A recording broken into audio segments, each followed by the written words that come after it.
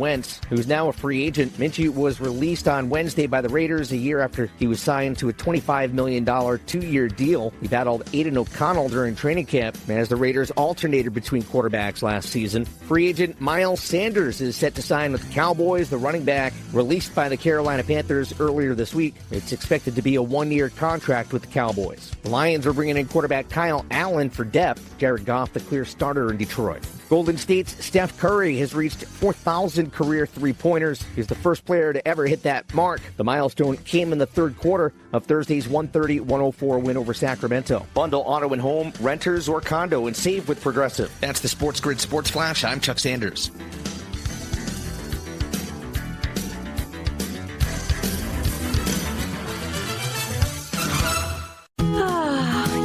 Love about spring? It's a season of change, and that means it's time for a closet refresh. Enter Kohl's. With the extra 15% off they have going on, I saved on the latest styles for my entire family, like a cute dress for myself, linen shorts for my husband, and spring jackets for my kids. Just add sunshine and we're set. All thanks to Kohl's.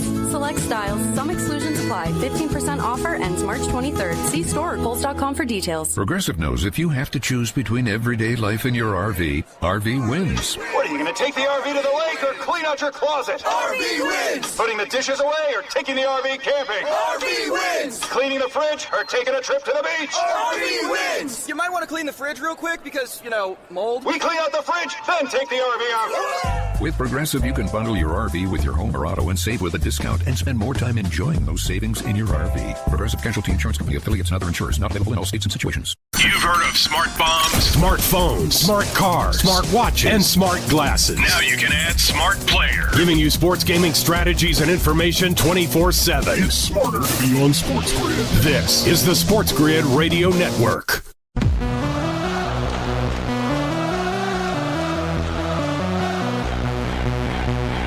The only place in football where the offense is always on the field is on Moneyline. With the two best hosts in radio, Donnie Rightside. If anybody wasn't watching, let's not know what you were doing. And Kevin Walsh. Forget act like you've been there before.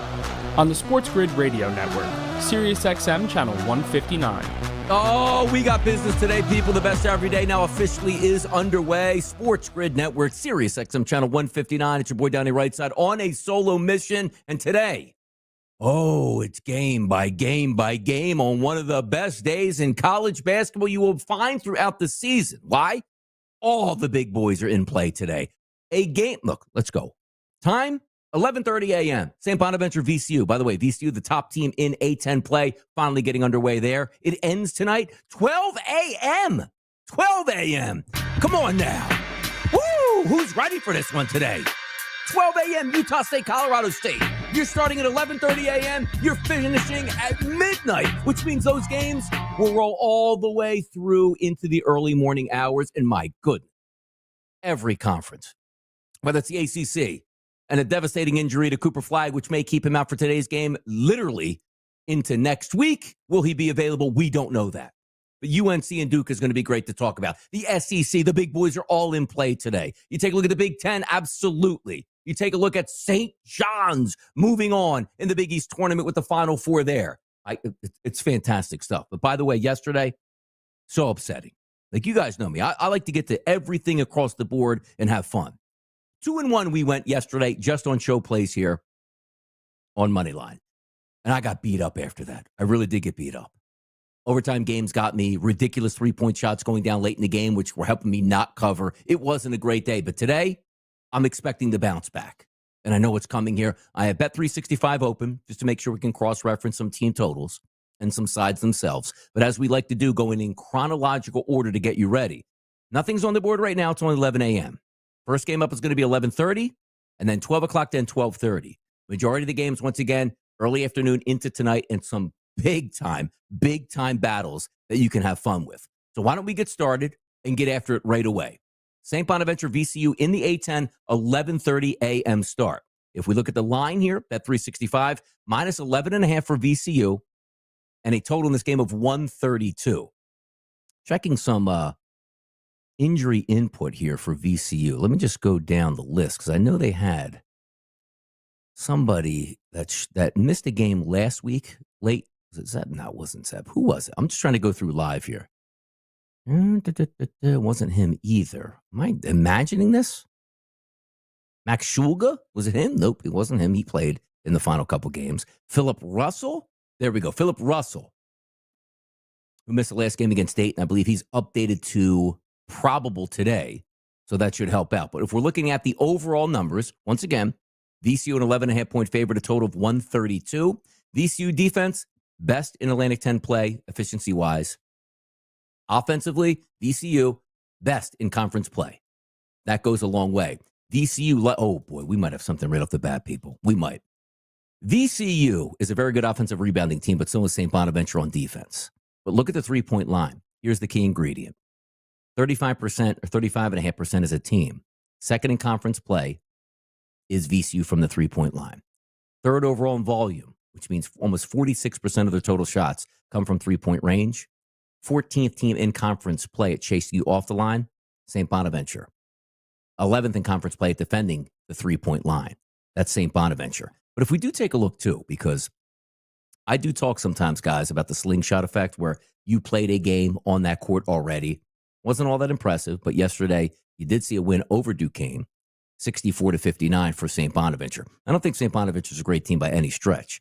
Lost to VCU in January, 75-61, but beat VCU 77-75, so higher scoring games there. You know what I like to look at times in the spot. It does make me a little bit cautious by taking that big number, let's just say, on VCU to win. They'll win this game. Do I want to take the total? Not necessarily. St. Bonaventure is not really a fast team. But if we are looking at team totals in this game, as we take a look, St. Bonaventure is 60.5. VCU is 71.5. So I'm going to write that down right away. We're going to go VCU, team total over 71.5 points.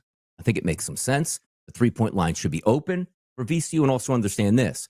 VCU doesn't get to the free throw line all that much. 9th in point distribution from the free throw line, but they'll win this game. And we're right on that threshold of double digits, so maybe we can steal some points in the final 2 minutes. Even though I don't like the fact it's an early game, and it's the first game for VCU at Capital One Arena. St. Bonaventure did play yesterday, but VCU's the better basketball team. They should be able to push the lever down on this one, and we should be able to come away with a victory. Very good free throw shooting team, which is going to help, and I think that number is appropriate. 71.5 is the team total here at Bet365. We'll go ahead with that, and we'll write that down as the first game of the day for us. Game number 2, Oregon and Michigan State, Big Ten. Oregon played yesterday, picked up a victory. Michigan State's going to have their first time in Gainbridge Fieldhouse today. And if we're lining this game up, let's take a look at the total in this one. Just slide it back. Come on now, 365. Come on now. All right, Oregon, Michigan State, number 7 versus number 23. Michigan State is a 6-point favorite in this game in a total that's listed at 141.5. Obviously, I think Michigan State is the best team in the Big Ten. But what are we getting out of Michigan State today? The one thing I do love about Michigan State, which typically you know me, I go right to the three-point line and see if there's a mismatch and work off of that. Not overly line is keeping it kind here. 18th in conference play at volume, only 33% of the total shots come from three-point range, and 14th at making them. So they're all about what they can get done in the paint. Third overall in point distribution on scoring in the paint. Third most points in conference play giving up inside the paint. That's Oregon. That's a pretty good matchup here on the outset for Michigan State. Now, Michigan State, as we know, the best defense in Big Ten conference play. They'll let you shoot the three-point shot, but they'll defend the hell out of it. 26% they give up on the three-point line, which is incredible. They, talking about Michigan State, the best defensive rebounding team in conference play. They won't turn you over, but they also are very stingy inside the three-point line. So if we're looking at this game, and again, not a high total, going to the team total numbers, Oregon is 67.5, Michigan State is 73.5. Both of these teams don't move all that quickly, but if we go back to the regular season, let me just get a snapshot here, because Oregon is playing great basketball. Their last loss, February 8th, so over a month ago. Northwestern, Rutgers, Iowa, Wisconsin, USC, Indiana, Washington, and Indiana a second time here in that win streak. They did lose. Actually, their last loss was to Michigan State, 86-74 in that game. That was played at Michigan State. I don't know if they played them twice. No, it doesn't look like it. That was a one-game swing back because how big that conference is. Like Oregon under 67.5, like right on the tongue. It sounds good. Let me just take another look at this. We got number one defense coming back out here, not too fast at this point. We'll defend the 3-point line, but we'll let you shoot it. Don't foul that much. It's hard to say. It's hard to say. I'm going to pass on that, but that's a close one. I was really close there for 67.5 as a team total to the under for Oregon. But I have a feeling that we're going to get some much, much better games as we go. So 11:30 a.m. down, 12 o'clock down as well. Let's go to 12:30. Kennesaw and Liberty. And again, not a great matchup per se because of the excitement level, but Liberty's very good on offense and Liberty's very good on defense. If we take a look at that defensive profile for Liberty, number 2 in conference play and efficiency, they don't foul at all, which is nice. They rebound okay. They'll turn you over, and Kennesaw State does turn the basketball over. Kennesaw loves to shoot the 3-point shot, but Liberty, second best in conference play at chasing you off of the 3-point line, which is interesting to me. Liberty loves to shoot the 3-point shot, makes it a good amount. Looks like it should be a Liberty victory. What is the actual line on this game? Let's slide back to Bet365. 7-point spread here for Liberty, over 140.5. So it is a number that you look at that Kennesaw team, which does move decently. Second in conference play at average possession length on offense, which means they'll shoot it up quick. If their 3 balls going down, it can help, but they don't shoot it that well. Ooh, that's an interesting one. Let me get some thoughts over the break here on Kennesaw State versus Liberty, and we'll be back. We're hitting every game today, people. Buckle up.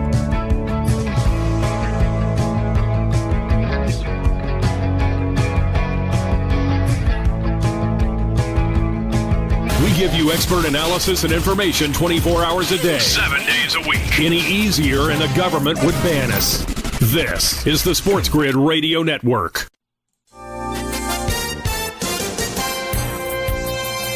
With the SportsGrid News Flash, I'm Trey Westerberg.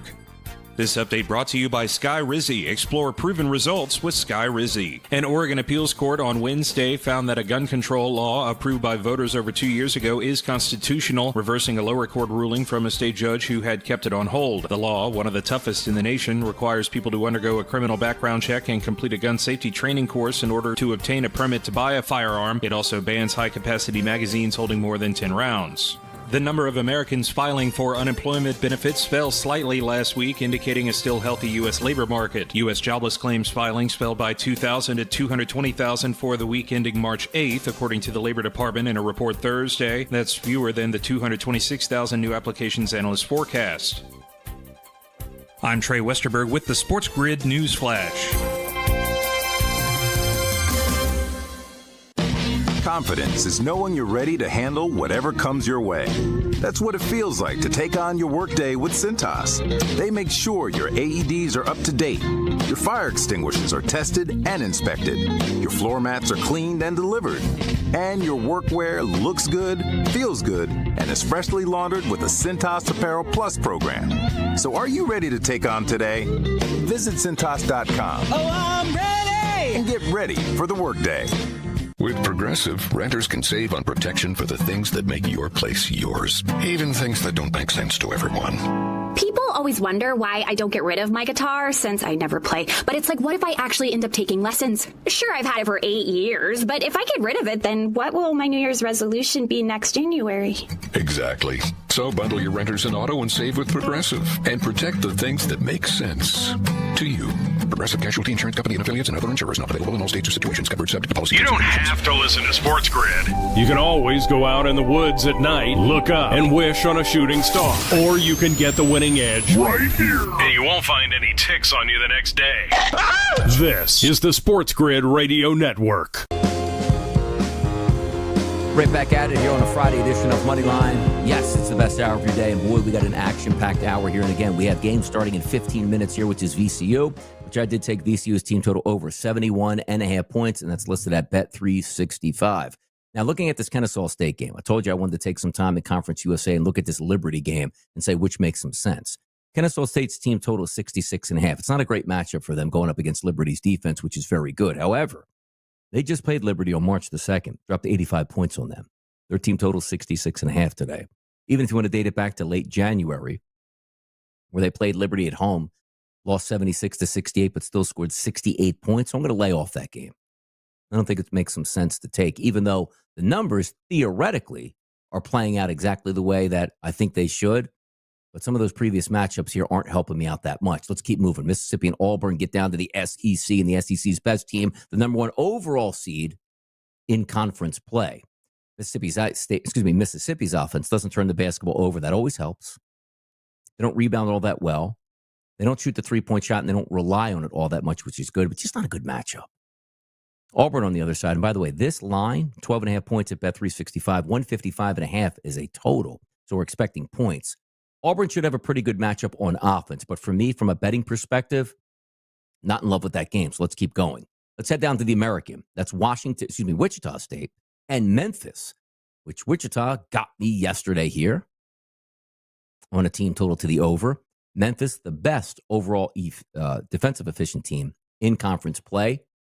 Wichita's offense, 10th out of 13 in efficiency there. Not very good. That's why I bet against them yesterday. They don't overly rely on the three-point shot. Memphis will let you shoot the three-point shot, but defend it really well. Almost a similar footprint, I should say, to what we saw yesterday. Wichita loves to score in the paint. Memphis, okay, they'll let you score somewhat in the paint, but not a great matchup there. Memphis's offense, they turn it over too much, but Wichita State's defense doesn't really force turnovers. But they are a very good rebounding team, Wichita State, on both offense and defense. That helps you out. Wichita's defense doesn't foul, so you're not going to give Memphis those free points at the free throw line. Good three-point shooting team here for Memphis at close to 38% as a team. That's great. Inside the arc, 54%. But the matchup here probably looks like Memphis would win this game, and rightfully so. They're 9-point favorites and a total of 146.5. But I don't have any clear thoughts. Like, I thought Wichita State would really get stymied yesterday. They should struggle against Memphis, the best defensive team in conference play, but nothing where I really have to get involved and say absolutely. Because the one thing that you will get bailed out on is, as I said, Wichita State's a very good offensive rebounding team. Memphis, not so good a rebounding team here. But also Memphis will turn Wichita over. We'll see if that plays out. So no play for me as we keep moving forward. That's the last of the 1 o'clock games. 2 o'clock starts here. St. Louis and Loyola Chicago in the A-10 from Washington, D.C. Line in this game, St. Louis is getting 1.5 points from Loyola Chicago at a total of 142. St. Louis's offense is 6th most efficient in conference play to 15, but number 1 in effective field goal position. Position and percentage, man. Sometimes that really does toss me up. But St. Louis turns it over more than anybody in conference play. Doesn't rebound the basketball and doesn't get to the free throw line, which you know what that means. They're probably elite as a shooting team, which they are. 35% as a team from three-point range. By the way, number 1 in conference play in the A-10 at shooting the three ball. 51% of their total shots, guys, comes from the three-point line for St. Louis. Compare that with Loyola Chicago's defense, about midway at letting you shoot the three. 2-point shots, number 1 in conference play, St. Louis, a conversion rate of close to 61%. That helps. Loyola Chicago's offense, 4th most efficient there, 2nd most effective field goal percentage, which is interesting to me. Also not fouling is St. Louis's defense. The best three-point shooting team in conference play in the A-10, it's St. Louis. Almost 37% as a team. But St. Louis's defense, the best at the three-point line defense at 31% as a team. Now look at that number, right? 1.5. It is a true toss-up here. And that's where I'll probably leave it. Like if we were getting maybe 4.5, like a St. Louis squad, but of course we're not going to get that now. Interesting, though. I don't have a clear path in this one. What did they do in the regular season? Let's see what St. Louis did. So St. Louis taking on Loyola here. They beat them 98-67 last time they played on March 1st. Did they get a double wraparound game? Loyola Chicago, they lost to them 78-69. Interesting. So sort of a rubber match there we'll lay off of. But an interesting game nonetheless with such a close line.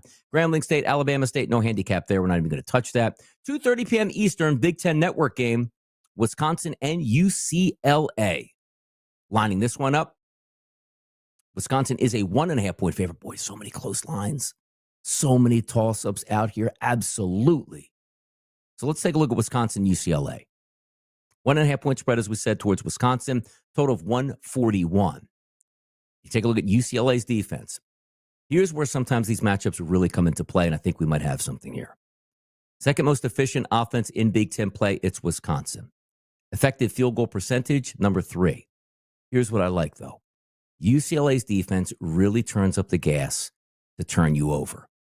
20% of the time, UCLA's defense will have a turnover. That's 1 in every 5 possessions. However, 2nd best in conference play at not turning the basketball over is Wisconsin. That's key.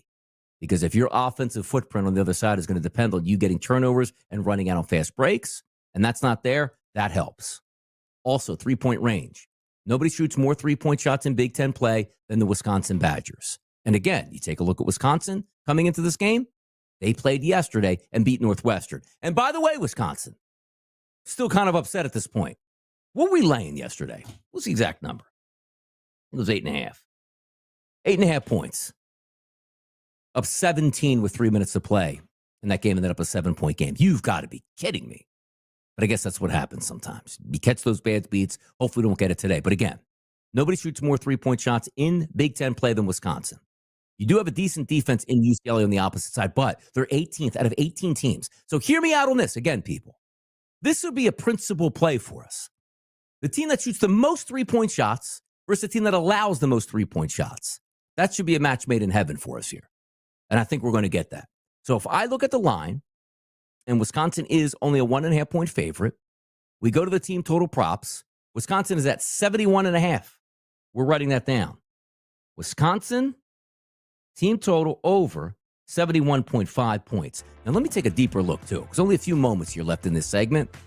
Maybe if a side makes sense on the opposite side. We're going to check that out in just a few moments. So we're already in now. VCU team total over 71.5 and a matching number with Wisconsin team total over 71.5.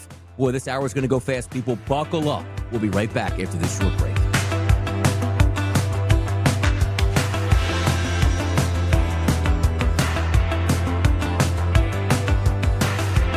Loser is kind of a mean-spirited slur. But it doesn't have to stick. Tell them to listen to SportsGrid and fix it. No, thank you. Later. This is the SportsGrid Radio Network. The SportsGrid Radio Network presents This Date in Sports History. 1967, the NFL Draft. Michigan State defensive end Bubba Smith is the first pick by Baltimore. Although sacks weren't an official stat until 1982, it's believed Smith registered 43 bags of the quarterback in his first 69 games. After the gridiron, Smith became famous in beer commercials. It's a lot easier hitting a quarterback than a little white ball. For SportsGrid Radio, I'm Mike DeMurgis. The Technology Minute with George Capalbo. The University of Copenhagen's new AI machine learning model can understand the emotional state of animals just by listening to them. With 89.4% accuracy, it acoustically distinguishes positive and negative emotions from 7 different species, including cows, it's a beautiful game, pigs, stop stealing my slop, and even wild boars. Have you ever had one of those days? This breakthrough universal animal emotion translator, a game changer for barnyard quality of life. You're standing on my foot. Follow me at G. Capalbo on X and stay tuned to the Technology Minute for more cool stuff like this. Pharrell, Coast to Coast. And this is what Rodgers does. He's going to make everyone wait. It's down to the Steelers and Giants. Oh, no, the Vikings are still in it. Oh, he may retire. I don't think that the Vikings want to bring this poison in to ruin J.J. McCarthy's head. Anybody gives a rat's ass about his crusty 41-year-old ass anymore. It's Pharrell Coast to Coast with Scott Pharrell. Weekdays, 3 p.m. Eastern, noon Pacific. On the home of the winning edge, the SportsGrid Radio Network. Winning is no accident. You gotta be smart about it. It takes a plan. All centered around expert analysis and trusted information. That's what you get. Right here. The winning edge. It's smarter to be on SportsGrid. This is the SportsGrid Radio Network. Yeah, right back at it here, talking about Wisconsin and UCLA. Tip time at 2:30 p.m. Eastern from Gamebridge Fieldhouse. And looks like, people, we got a double play here. We do.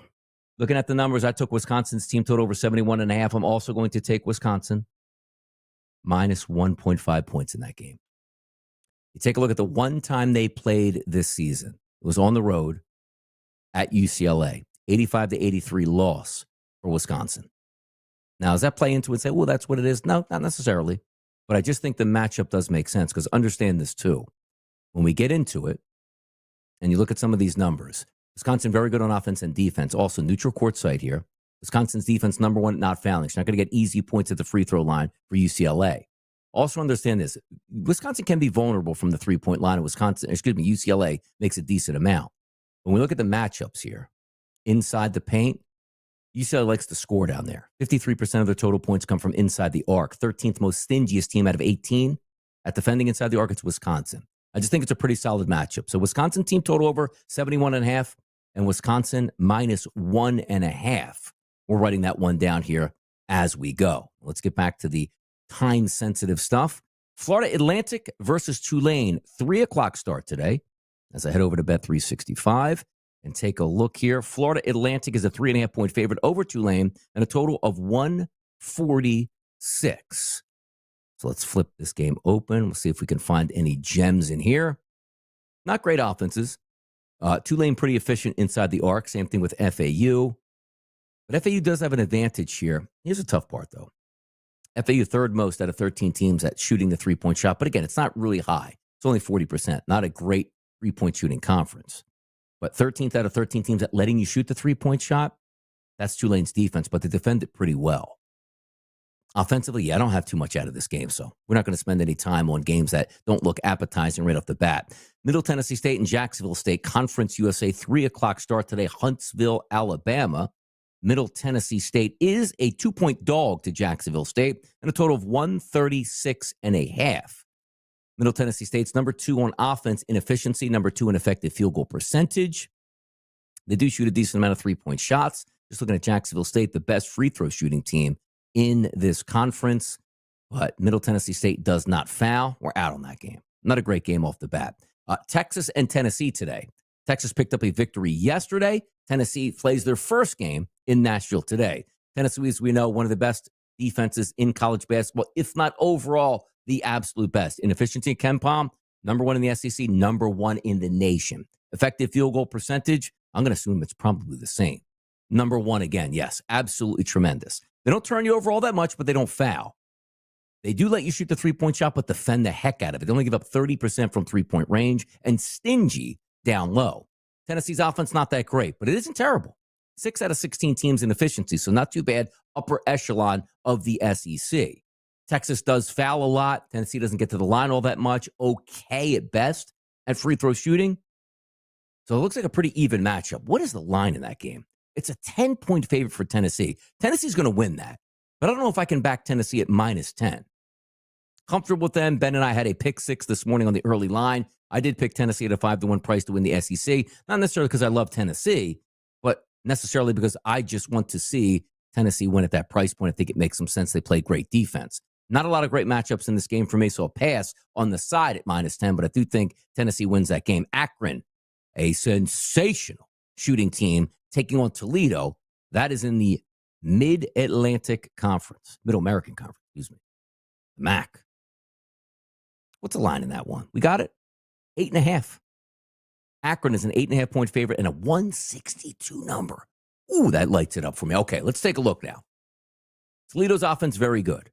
Akron's defense, very good. Akron doesn't really chase you off the three-point line, but defends it better than anybody in conference play at 29.8%. Inside the arc, same thing. A lot of Toledo's offense does come from inside the arc, so that's an interesting matchup on its end. Toledo doesn't turn the basketball over. But the focus here, really, with 12 teams in conference play, Akron's the best offense, Toledo is the worst defense. Toledo doesn't foul, but Akron doesn't get to the free throw line. So this is an interesting matchup all the way. Toledo doesn't rebound and doesn't turn you over. That should help on offense. Also, take a look at Toledo's defense. The worst three-point defending team in conference at 39%. Third highest rate of making the three-point shot, it's Akron at 36%. What is that team total, though? You see what I mean? Like, it sounds good off the break, but then you take a look at 85.5 on a winner-go-home game. I don't know if I can do that. Like, Akron moves it, man. They explode. They're good. They should dominate today. But can we take an 85.5 at this point? I'm not so sure of that here. Better options on the card could be. We got 3 already in the door. Let's hunt for some more. It's Donnie Wrights out on a solo mission on a Friday. Fucking CBB.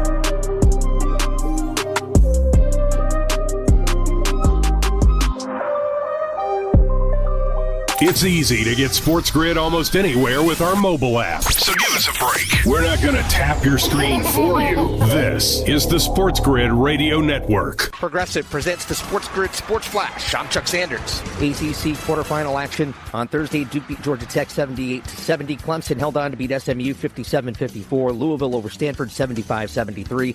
North Carolina beat Wake Forest 68-59. Big East, St. John's over Butler 78-57. Marquette beat Xavier 89-87. Double overtime, Creighton beat DePaul 85-81. UConn over Villanova 73-56. Big Ten second round on Thursday. Wisconsin scored a 70-63 win over Northwestern. Purdue beat USC 76-71. Oregon over Indiana 72-59. Illinois beat Iowa 106-94. Big 12 Thursday, Houston beat Colorado 77-68. Texas Tech 76-74 over Baylor. BYU beat Iowa State 96-92. Arizona 88-77 over Kansas. Bundle auto and home, renters, or condo and save with Progressive. That's the SportsGrid Sports Flash. I'm Chuck Sanders.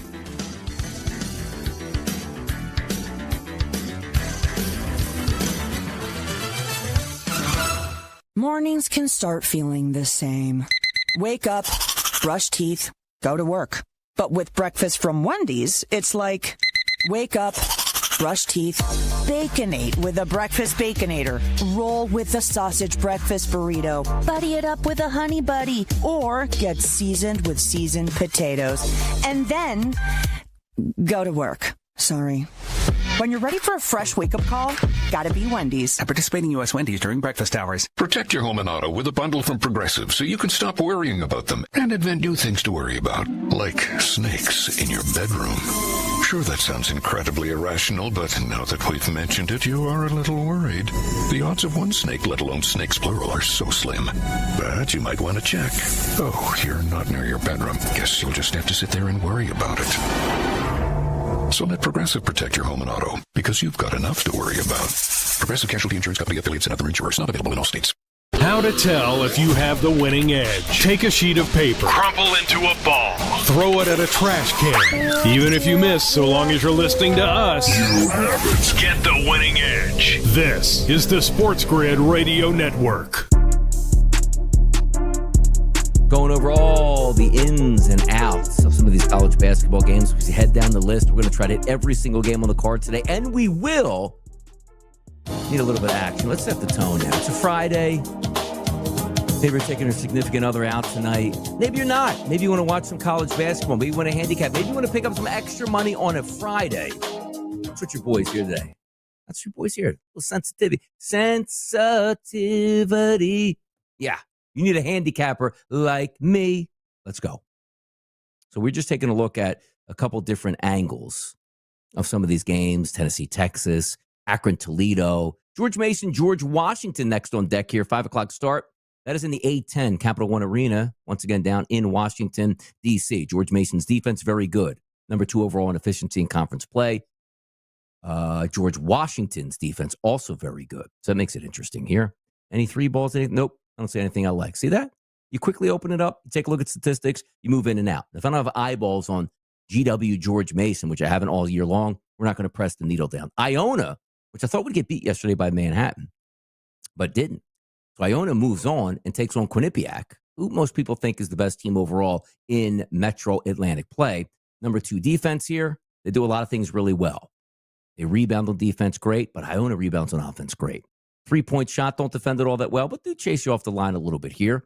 Nothing to love there on that side. Quinnipiac's offense versus Iona's defense. Quinnipiac should be able to get to the free throw line. Number 3 in point distribution at 19% of their offense coming from the free throw line. That helps you out.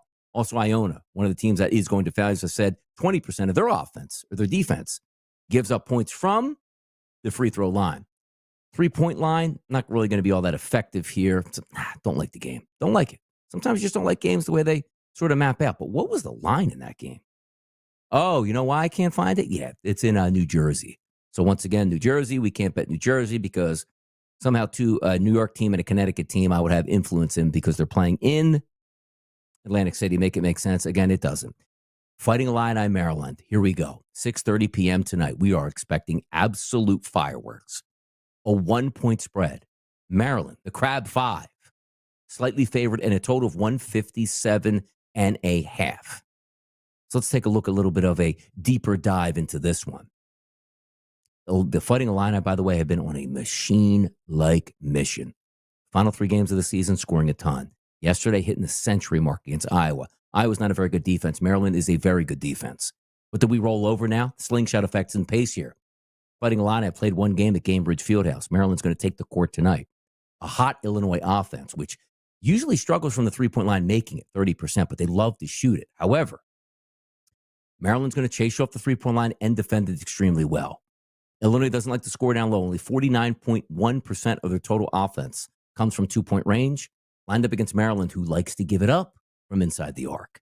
Not a great matchup for Illinois on offense. However, Maryland on defense versus Illinois offense.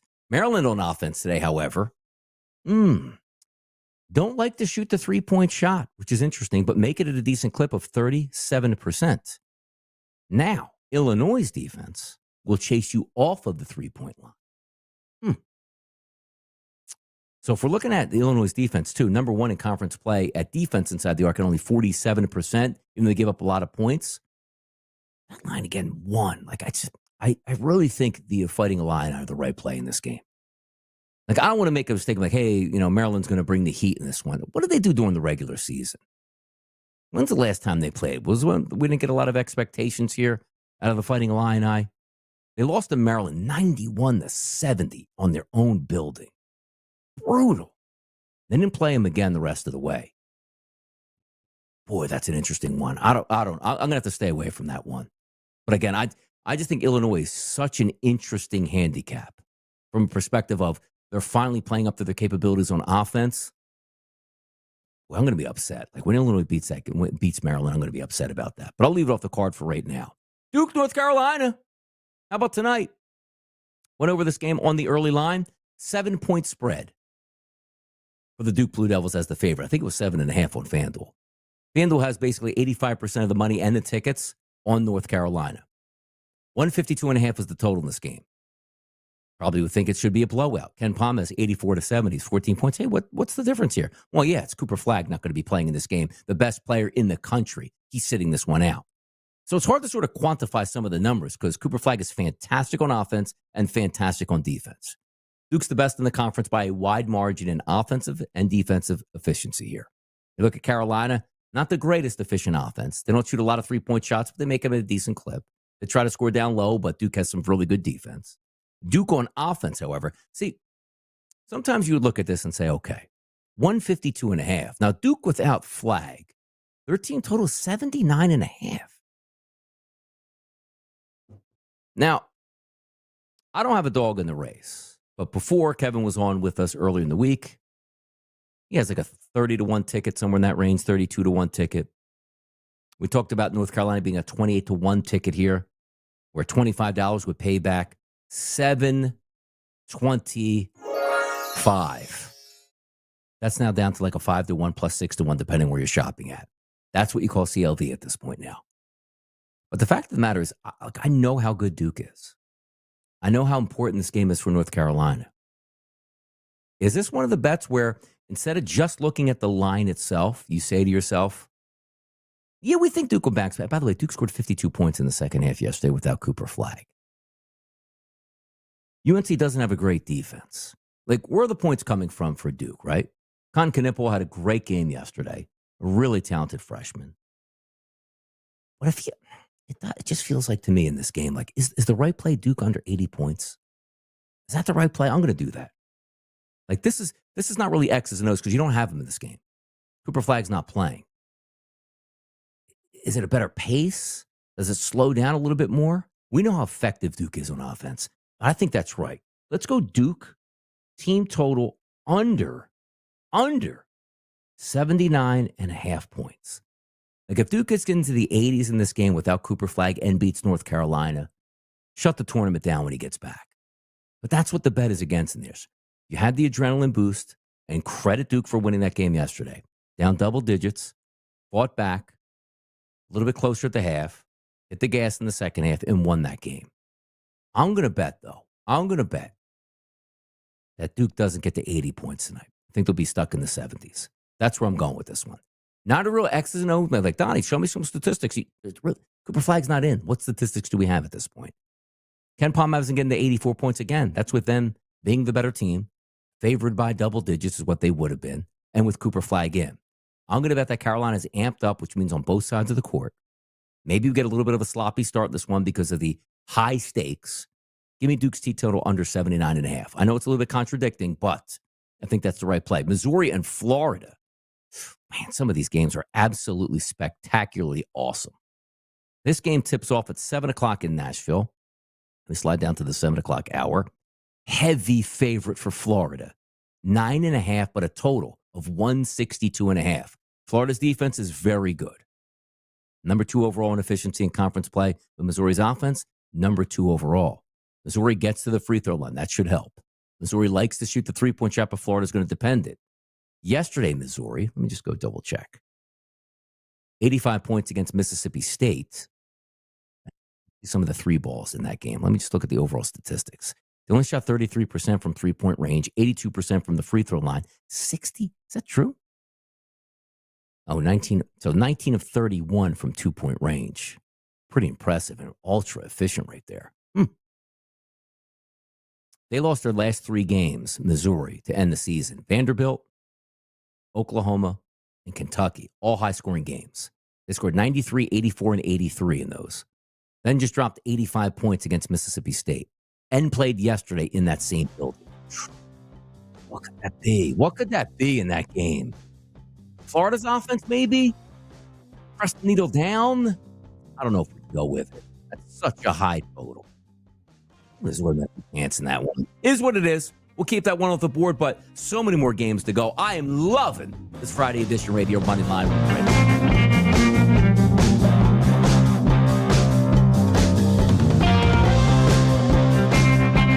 You're listening to one of the last places on earth where a man can be a man and not get those looks. Welcome aboard, good sir. This is the SportsGrid Radio Network. Progressive presents the SportsGrid Sports Flash. I'm Chuck Sanders. Men's hoops today's semifinals in the Big 12. It'll be number 17, BYU, against number 2, Houston. In the other game, Arizona squares off with number 9, Texas Tech.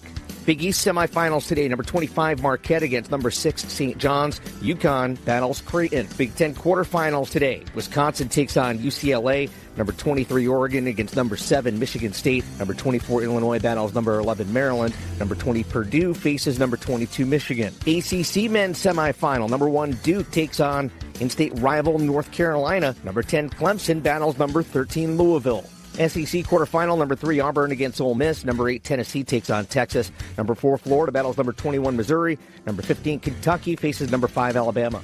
Bundle auto and home, renters, or condo, and save with Progressive. That's the SportsGrid Sports Flash. I'm Chuck Sanders.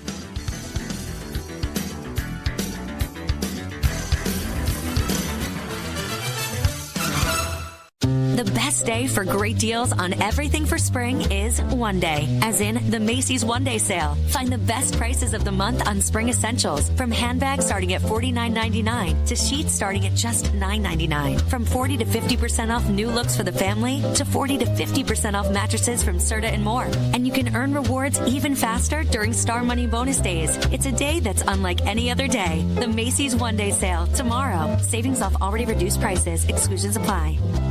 What if your business could see beyond what is and into what can be? What if you could create more impact in every decision? What if you had a partner as visionary as you are? With Bank of America, you get access to our trusted experts, real-time insights, and digital tools. So whether you run a local shop or a global enterprise, you're backed by business solutions to make every move matter. What would you like the power to do? Find out how at bankofamerica.com/banking for business. Bank of America is proud to be the official bank sponsor of FIFA World Cup 2026. When it comes to odds on daily sporting events, it's complicated when you factor in everything from current wind speed to how hot a player's girlfriend is. But you don't have to mess with that. Just keep it here and listen. This is the SportsGrid Radio Network. Sliding down, going over game by game here as we head down Strip, North Carolina. Florida, Missouri. Ooh. Tulsa, North Texas. Let's get a quick look at that one. 7 o'clock tonight from the Dickies Arena in Fort Worth. Tulsa's offense is terrible. North Texas' defense is very good. Let's take a look at this. Rebounding, okay. Chase you off the three-point line, all right. Don't let you shoot the three-point shot. Not bad. Texas's offense, North Texas I'm talking about here. Second most effective out of 13 teams in their conference. Yeah, nothing real good there. Let's keep going because we got to have some time saved here. Houston, BYU. BYU with an awesome performance last night against an injured Iowa State team. Knocks them off, dropping 3-point after 3-point after 3-pointer. Here's the interesting part about this today. If we look at the number, let me get back to 365. Slide it down. This game is at 7 o'clock. No, not Tulsa. No, there we go. BYU Houston. 7 points BYU's getting tonight. Total's 134.5. When I look at this game, BYU is really efficient on offense, but Houston's the best defense. Houston will turn you over, which BYU does have a problem with. That's going to be, a little bit of an issue. But when you look at teams in conference play, number one at shooting the three-point shot is BYU. Number two at making it is BYU. 14th in conference play at chasing you off the line, that's Houston, which isn't very good. 8th at defending the three-point line is Houston. Is this one of those games where BYU is just launching from the three-point line? Could it be? It's hard to go up against teams that are so good on defense, but they let you shoot three-point shots. BYU's team total is 63.5 in this game. What would be a better bet for you out there if you're listening? What would you guys rather do? Would you rather take the 7 points and maybe a slower game? Or would you rather think BYU has to get the 63 points to beat Houston? Is there a chance that BYU can beat Houston 61-58? I don't know. I think if BYU wins this game, it's got to be a little bit higher scoring. Take a look at Houston's offense. Second most efficient in conference play. Rebounded extremely well. Don't turn the basketball over. Shoot the three-point shot at a high clip, which, again, BYU will let you shoot it. Oh, man. Dilemmas. Houston is extremely slow, the slowest team in conference play on offense. But they can shoot the triple. So can BYU. Man, what do we do in this game? What do we do, people? What do we do here? 7-point spread, 134.5 is the total. By the way, is that the best number across the board? Let me check my all-encompassing stats here. Let's go BYU. Looks like 134.5 is the number just about everywhere. FanDuel, DraftKings, BetMGM, Bet365. All right. So there's anything that's going to sway it that way. But I wonder what we can do. Kristen Hess out here, BYU in the points. Yeah, it feels like that. It does. It does. So BYU coming down the stretch, no hotter team either. When was this time they played Houston? They got, no. All right. I know it was a while ago. BYU went to Houston and lost by 30. A 30-piece. But on their win streak, 73-80, 91-96, 91-77, 88-85, and 96. Which included 2 games against Iowa State. Which the first game was double overtime, 88-85, but still, second game they scored 96. I know they're a little bit damaged, but boy, it feels, are we doing the wrong thing here at this point? What do we do? Man, got to make a decision, D. What about Houston 70? What about their points total? Figuring BYU's going to push them, right? Heading down the stretch, 80, 68, 69, 73, 65, 65, 77. Is the better play Houston's team total? Oh, my goodness. The good part is I don't have to make this decision now, but I'm going to write this down with a question mark. And it's going to be both sides. Houston, BYU, question mark. We will, but trust me, at Right Side VP on Twitter/X, we will be in play for that ball game. I just don't know which way we're going just yet. You feel me? We'll be in play for that one. That game's too good to pass up. I think either way, honestly, I think either way you might win. I think it's one of those teaser games, if you will, both sides always win. That's what it feels like to me in that one. Ooh, that's an interesting game here. By the way, VCU, 14 points so far with 12 minutes to go in the first half. So we need that to bump up just a little bit. We got to get in. We need around 35 points to feel really comfortable against St. Bonnie. Can they get there?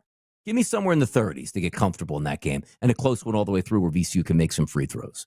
That's what we're interested in. All right, let's get back to action here. Dayton and St. Joe.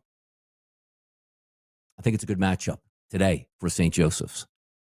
Number 2 in conference play at volume from three-point range, 6 at making it. 12th at chasing you off the line out of 15 teams is Dayton. Sometimes I look at that right away. I look at Dayton's offense, love to shoot the three-point shot. St. Joe's will defend it and chase you off the three-point line. What is St. Joe's number tonight?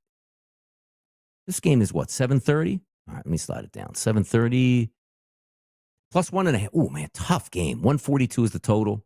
St. Joe plus 1.5. So if we're looking team total-wise in this one, I lost on the St. Joe team total yesterday by a couple points. I'm taking them again today.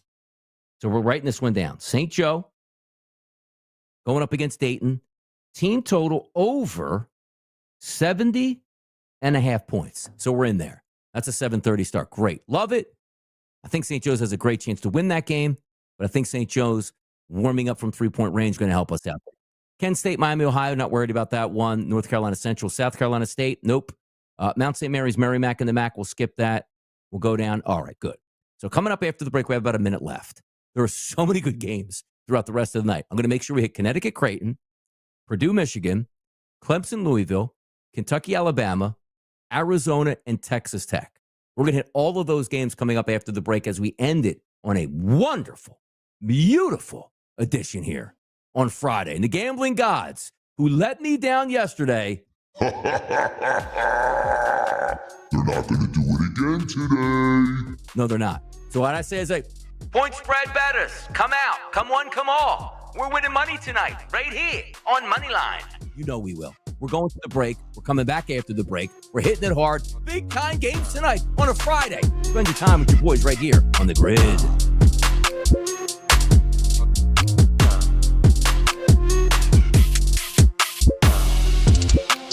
This is the place. This is where you'll get expert perspectives and sports gaming strategies 24/7. And it's free. Beat that, you cheap. This is the SportsGrid Radio Network. The new SportsGrid app is now available on iOS and the App Store. Experience the ultimate sports betting companion that provides personalized content from your favorite hosts. In-depth matchup previews, game and prop picks, live odds, stats, scores, and more. All in one place. And of course, on the SportsGrid app, you can tune into our live television and radio coverage anytime. On the go, wherever you are. Download the SportsGrid app on the iOS App Store now. It's smarter to be on SportsGrid. Imagine combining the exciting investment opportunity of cryptocurrencies with the power of artificial intelligence to maximize your IRA, 401k, or other investment funds. Listen, if you're looking for ways to accelerate your retirement growth, Block Trust IRA has market-leading strategies and solutions for all levels of investors, from $1,000 to millions. And they partner with Bitcoin Magazine's #1 crypto trading fund in the world to maximize your returns. Plus, their team of IRA specialists is here to help you roll over your IRA or qualified retirement account to the new world of cryptocurrency investments. So make this free call right now to set up your account and learn more. 800-434-5313. 800-434-5313. 800-434-5313. That's 800-434-5313. Sports Rage tonight. I saw the kids on Pit crying. I'm like, what are you kids crying about? Like, you're lucky you're even in the ACC tournament, let alone like the real tournament. Like, you weren't going anywhere. You had a bad year. You know what I mean? Like, I can understand, like, oh my God, I was going to be the #1 pick in the draft. I got eliminated. Like, no, you got like 12 and 17 teams. What are you kids crying about? It's Sports Rage tonight with Gabe Morency. Weekdays, 10 p.m. Eastern, 7 Pacific on the SportsGrid Radio Network. Think of us as your cool roommate that has this innate gift of somehow always picking winners and never bugs you about doing the dishes or paying rent. Sports gaming strategies and information 24/7. Get the winning edge. This is the SportsGrid Radio Network.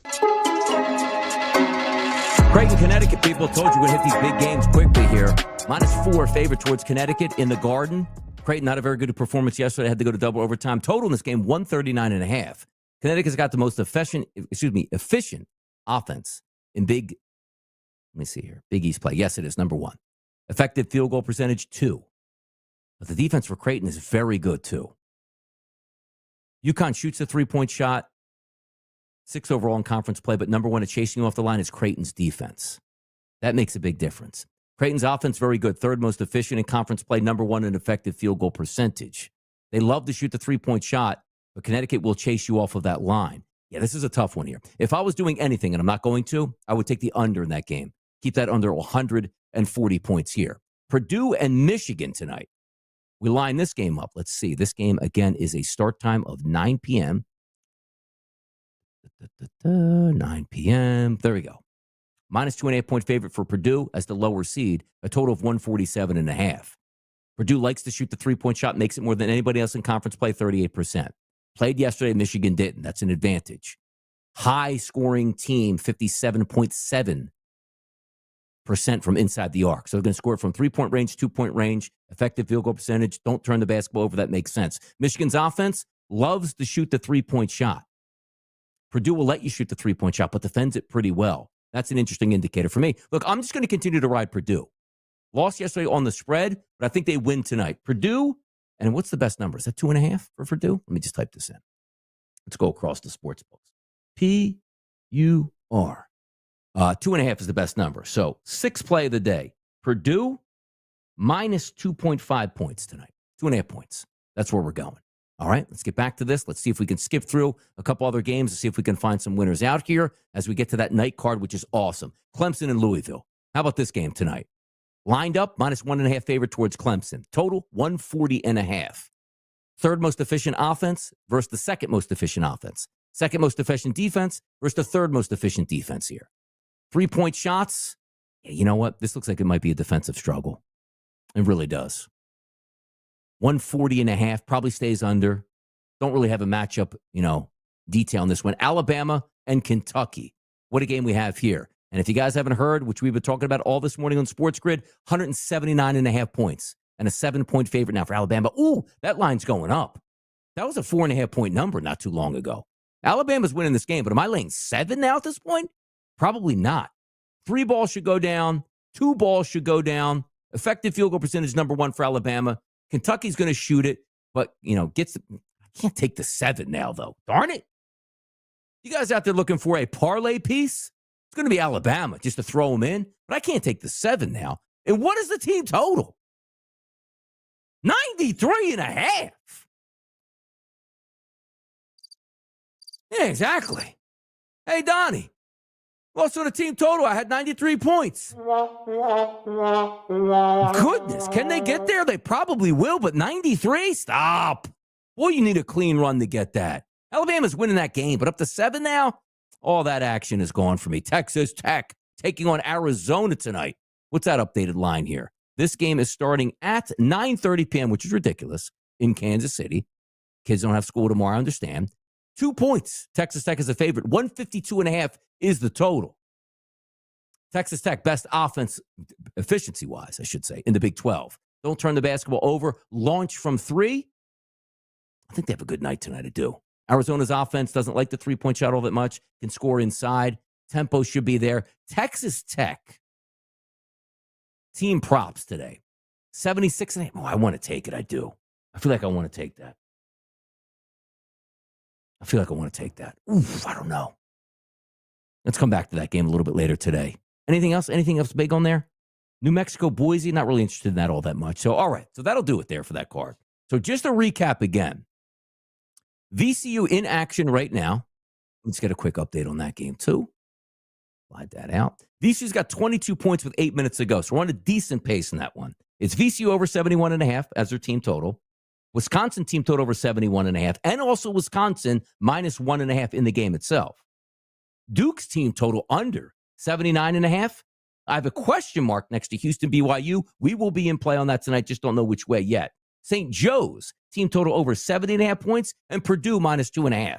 That's 1, 2, 3, 4, 5, 6 total plays in that we'll add for the rest of the day. Follow me on Twitter /X at RightSideVP. RightSideVP, one word, all together. That'll do it for a Friday, boy. We could use 3 hours today. How much fun was that? Getting through just about every game on the card, picking some winners. Now it's time to sit back, relax, and watch it play out. For JP behind the wheels of steel, I'm Donnie Rightside, a solo mission of Moneyline. We'll see you back on Monday. Collections Monday.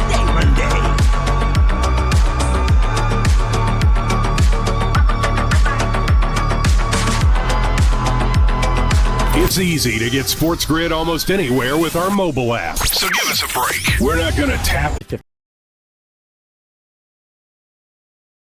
Xavier 89-87. Double overtime, Creighton beat DePaul 85-81. UConn over Villanova 73-56. Big Ten second round on Thursday. Wisconsin scored a 70-63 win over Northwestern. Purdue beat USC 76-71. Oregon over Indiana 72-59. Illinois beat Iowa 106-94. Big 12 Thursday, Houston beat Colorado 77-68. Texas Tech 76-74 over Baylor. BYU beat Iowa State 96-92. Arizona 88-77 over Kansas.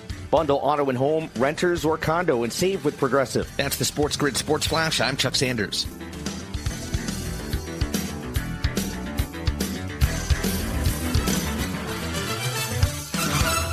Mornings can start feeling the same. Wake up, brush teeth, go to work. But with breakfast from Wendy's, it's like, wake up, brush teeth, Baconate with a breakfast Baconator. Roll with a sausage breakfast burrito. Buddy it up with a honey buddy. Or get seasoned with seasoned potatoes.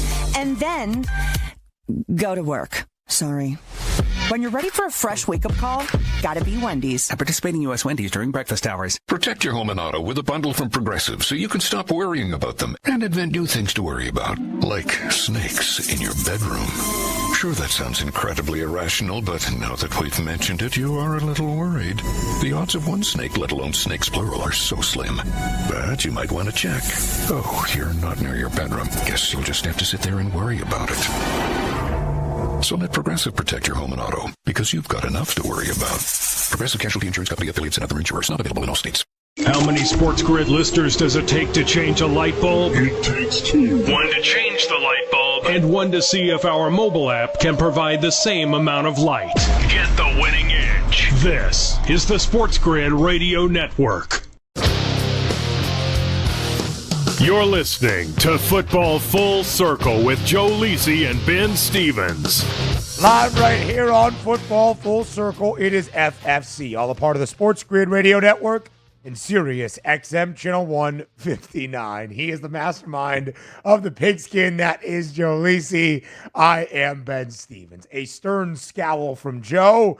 He is excited to bring the heat here on this Football Friday. It's almost like he was involved in the Micah Parsons and DeMarcus Lawrence feud last night on social media. His attitude on this Friday, but we'll have some fun here on Football Full Circle. We'll break down all the big news around the NFL, some college football conversations, maybe toward the tail end of this hour as well. All of it, Joe, up until 1 p.m. Eastern time here on FFC.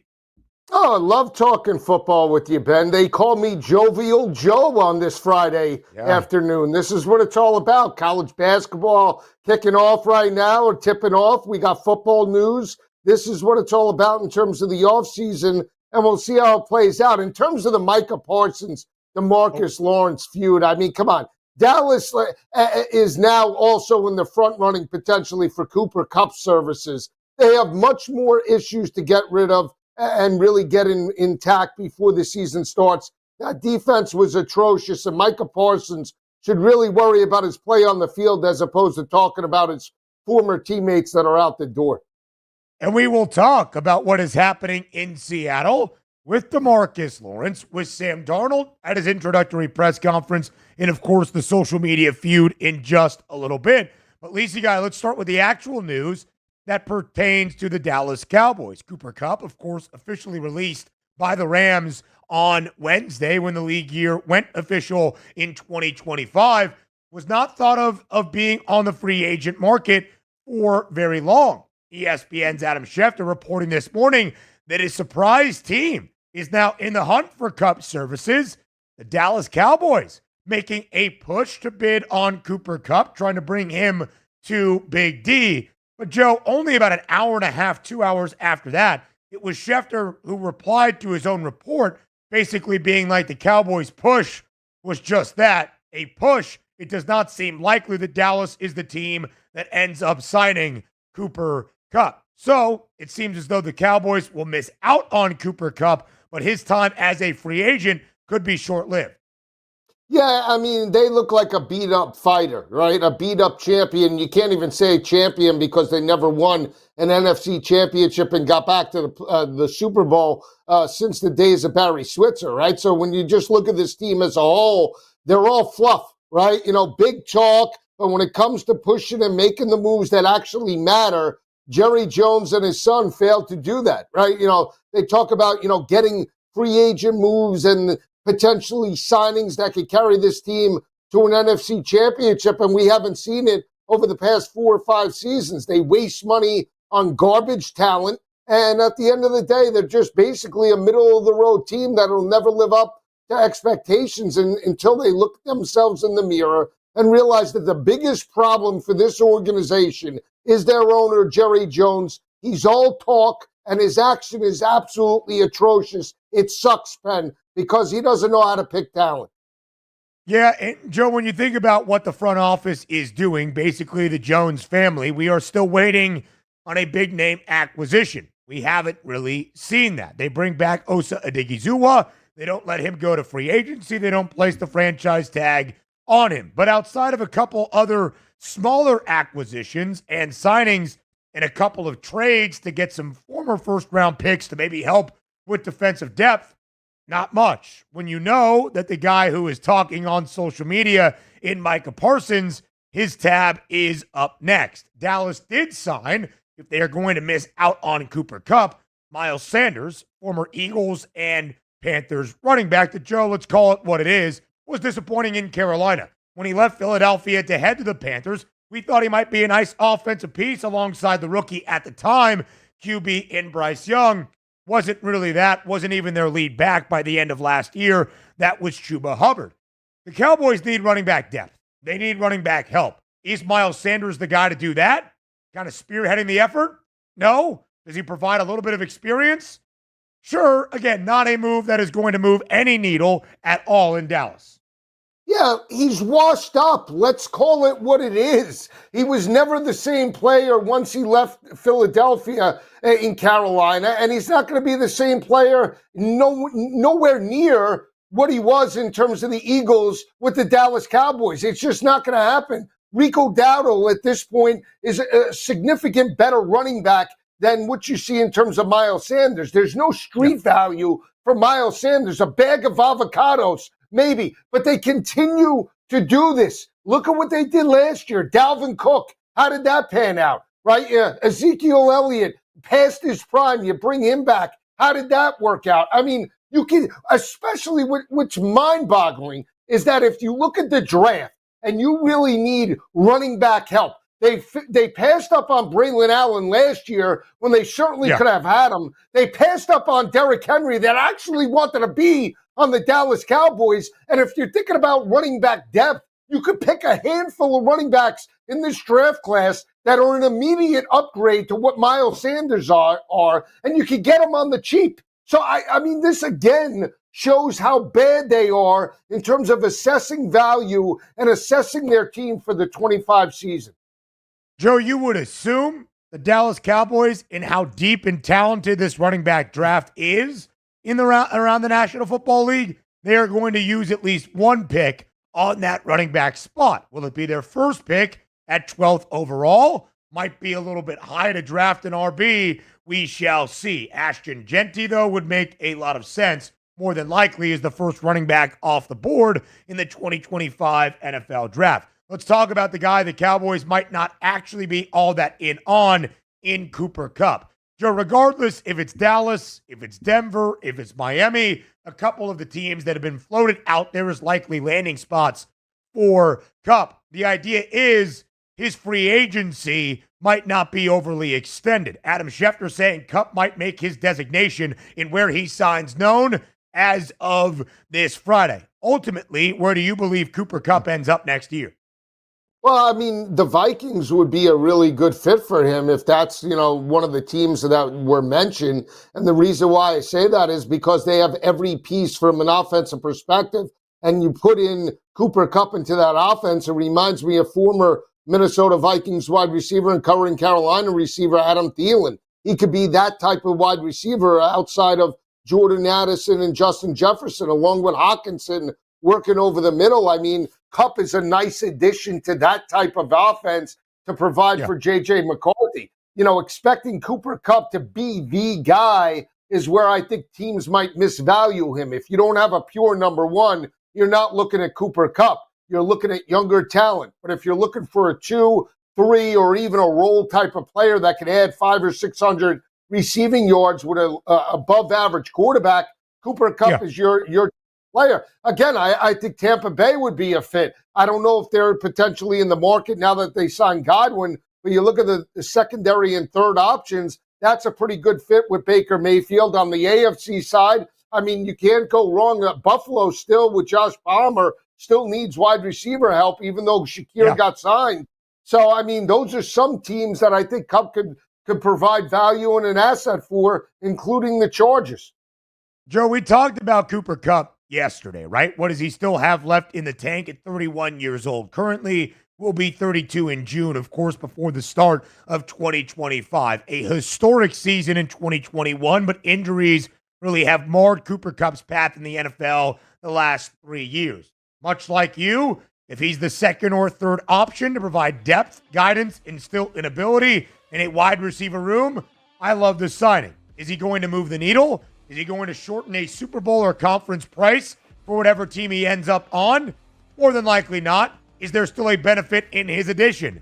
No doubt about it. We'll talk about the finances of Cooper Kupp and the drama in Dallas. All up next on FFC.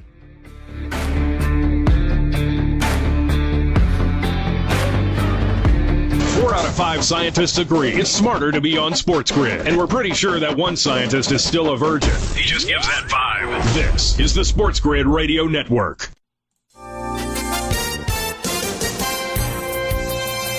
With the SportsGrid News Flash, I'm Trey Westerberg. This update brought to you by Sky Rizzy. Explore proven results with Sky Rizzy. An Oregon appeals court on Wednesday found that a gun control law approved by voters over 2 years ago is constitutional, reversing a lower court ruling from a state judge who had kept it on hold. The law, one of the toughest in the nation, requires people to undergo a criminal background check and complete a gun safety training course in order to obtain a permit to buy a firearm. It also bans high-capacity magazines holding more than 10 rounds.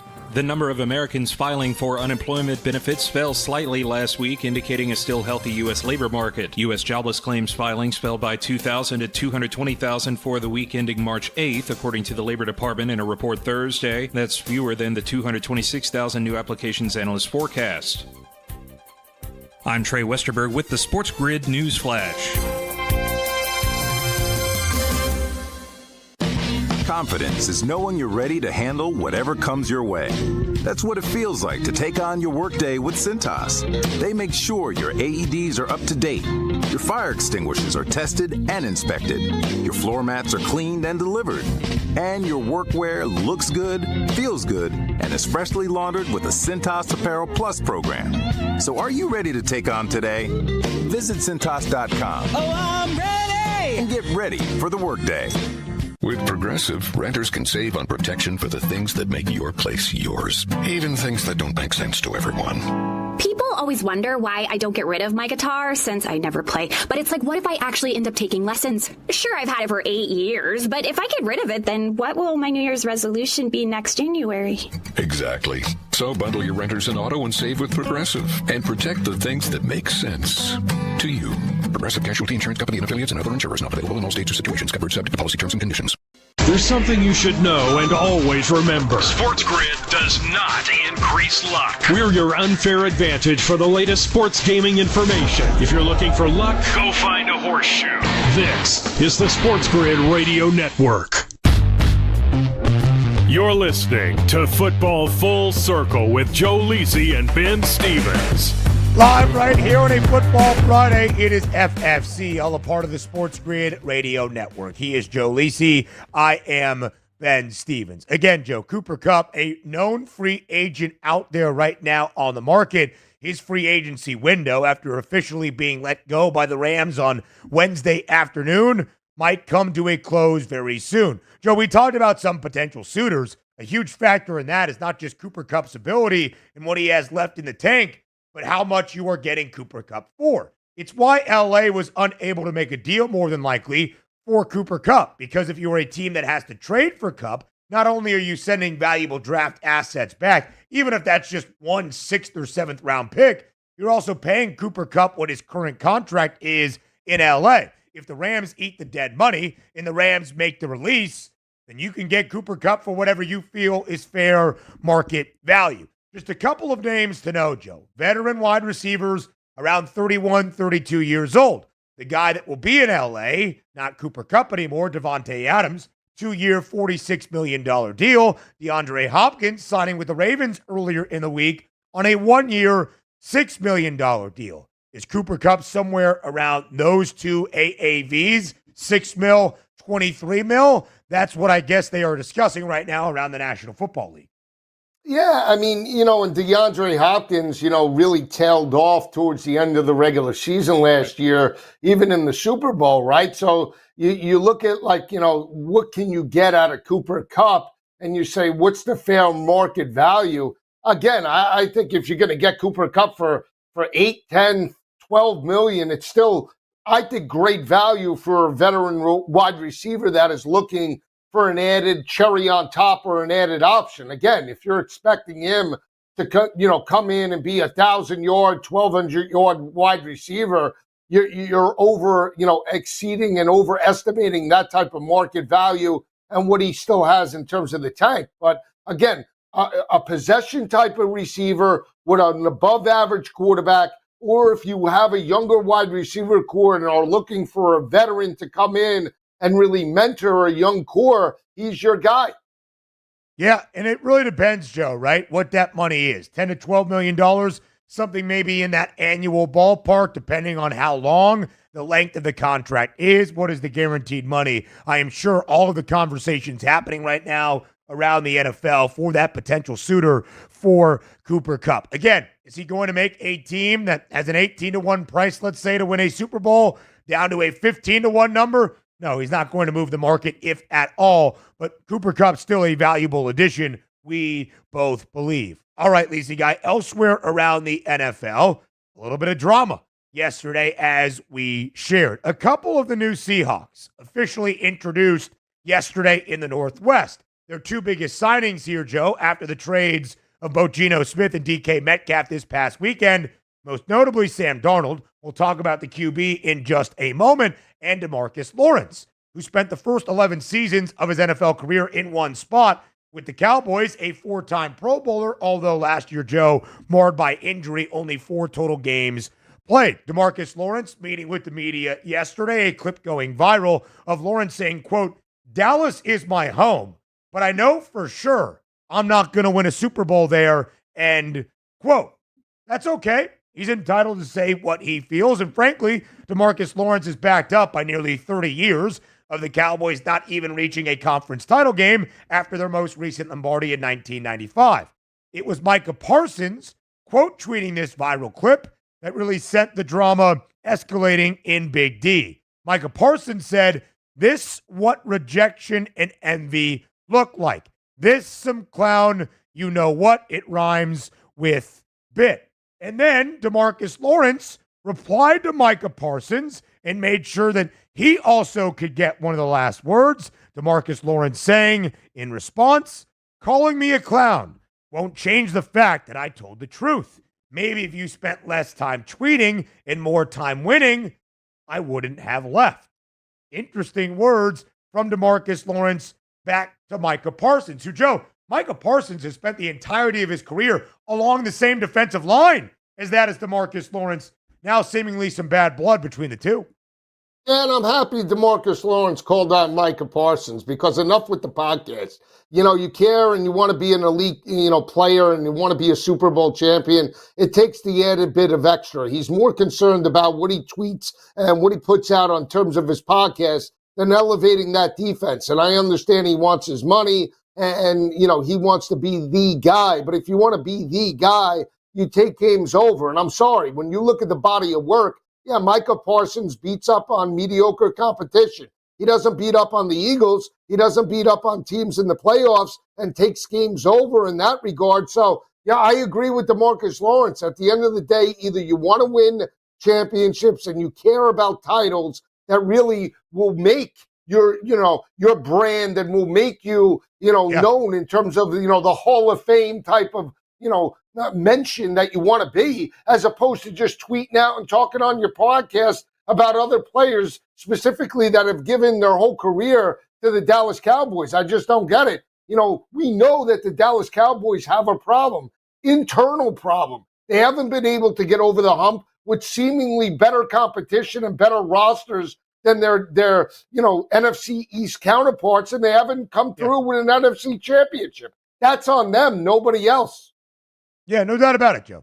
And I wonder what the Dallas Cowboys will look like this upcoming season. The conference odds now out on the FanDuel Sportsbook. The Cowboys, normally one of the 4 or 5 best prices, Joe, shorter than they really should be based on the lack of postseason execution for Dallas the last 30 NFL seasons, have a short price.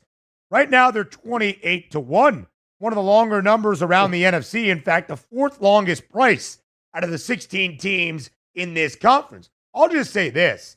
Last 5 years when Dak Prescott has been fully healthy, Cowboys have won 12 games in the regular season, and they have won the NFC East 2 of the past 3 years as well. And we know the NFC East curse. We have not seen a back-to-back repeat champ since 2004.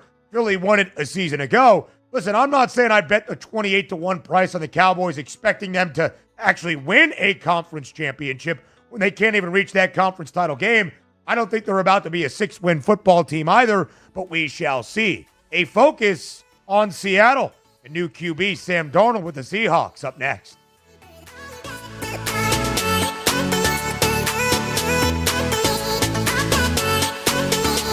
There's smart. And there's not smart. Not smart is hope as a strategy. It's smarter to be on SportsGrid. Keep it here. And win. This is the SportsGrid Radio Network. The SportsGrid Radio Network presents This Date in Sports History. 1967, the NFL Draft. Michigan State defensive end Bubba Smith is the first pick by Baltimore. Although sacks weren't an official stat until 1982, it's believed Smith registered 43 bags of the quarterback in his first 69 games. After the gridiron, Smith became famous in beer commercials. It's a lot easier hitting a quarterback than a little white ball. For SportsGrid Radio, I'm Mike DeMurgis. The Technology Minute with George Capalbo. The University of Copenhagen's new AI machine learning model can understand the emotional state of animals just by listening to them. With 89.4% accuracy, it acoustically distinguishes positive and negative emotions from 7 different species, including cows, it's a beautiful game, pigs, stop stealing my slop, and even wild boars. Have you ever had one of those days? This breakthrough universal animal emotion translator, a game changer for barnyard quality of life. You're standing on my foot. Follow me at G Capalbo on X and stay tuned to the Technology Minute for more cool stuff like this. Sports Rage tonight. I've said it before, March Madness, like the actual NCAA tournament, it's for amateurs. It's like New Year's Eve. Every jackass, Johnny and Sally go out on New Year's Eve, right? And, we're partiers. We go out on New Year's Eve. We go out on Halloween. Now, the real drunks are going out on Mondays, Tuesdays, Wednesdays. You know what I'm saying? It's Sports Rage tonight with Gabe Morency. Weekdays, 10 p.m. Eastern, 7 Pacific on the SportsGrid Radio Network. Wherever you go, there you are. Download the SportsGrid mobile app and we'll be right there with you. So now you can get the winning edge anywhere. Even while the wife's talking to you. if you got an earbud. This is the SportsGrid Radio Network. You're listening to Football Full Circle with Joe Lisi and Ben Stevens. Live right here on Football Full Circle, it is FFC. Part of the reason, Joe, some drama was sparked yesterday between a former Cowboy and a current one along the D-line, Micah Parsons and DeMarcus Lawrence, is because those new big free agent acquisitions in the Pacific Northwest for the Seahawks were introduced. DeMarcus Lawrence and, of course, Sam Darnold signing a 3-year, $100.5 million deal. Now the QB in Seattle after the Hawks traded away Geno Smith on Friday night. So, Lisa Guy, yesterday in his introductory press conference, of course, was asked about the reason that he signed with Seattle, yada, yada, yada. And then about 15 minutes in to the intro presser, somebody asked, what can the disappointing end to last season? The games against the Lions to end out the regular season and against the Rams in the opening round of the playoffs. What can it teach you? Sam Darnold jokingly on stage saying, quote, I was waiting for someone to bring that up. I appreciate that. He said, no, it's fair, man.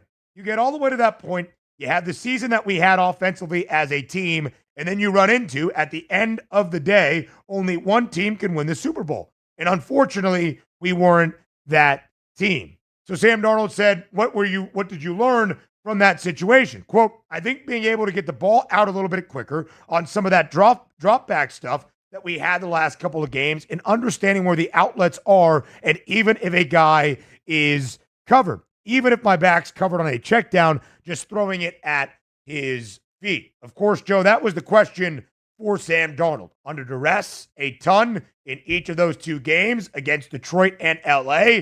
It seemed as though the blueprint was out. You want to slow down a record-setting season for Sam Darnold, a career-best year for Sammy D. Just blitz the crap out of the guy. Hopefully Sam Darnold has learned from it. Now he's the QB in Seattle. Where do you think Sam Darnold fits with this Seahawks organization?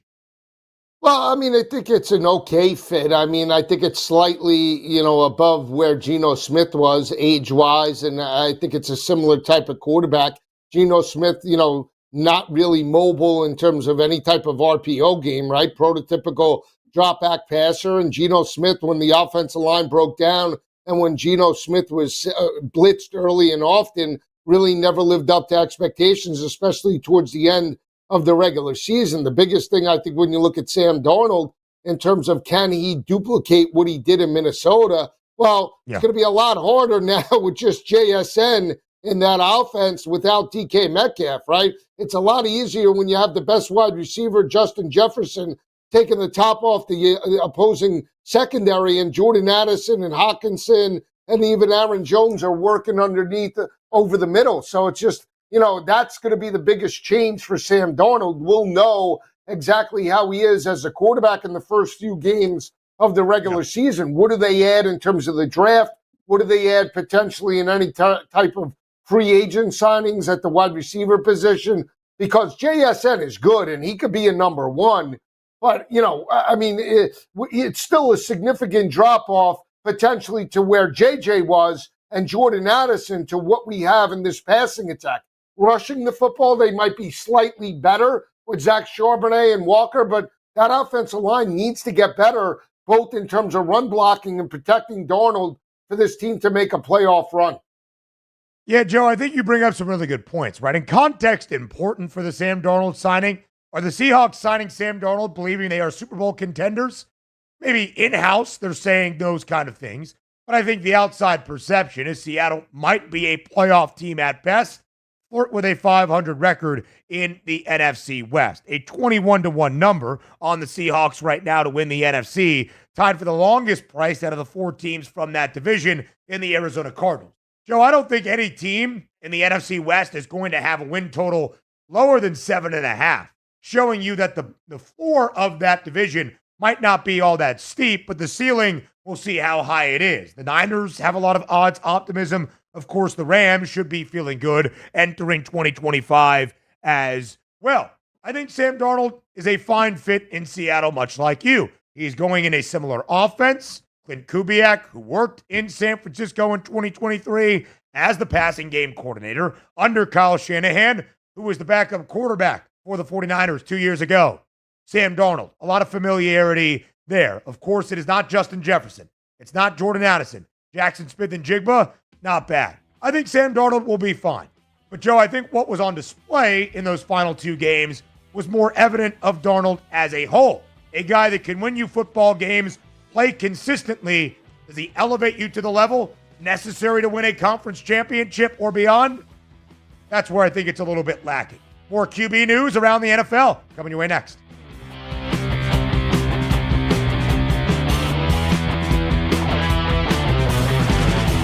The winning edge. You've got it. But not everybody has it, because not everybody listens to us. But we're working on that. This is the Sports Grid Radio Network. Progressive presents the Sports Grid Sports Flash. I'm Chuck Sanders. Men's hoops today, semifinals in the Big 12. It'll be number 17, BYU, against number 2, Houston. In the other game, Arizona squares off with number 9, Texas Tech.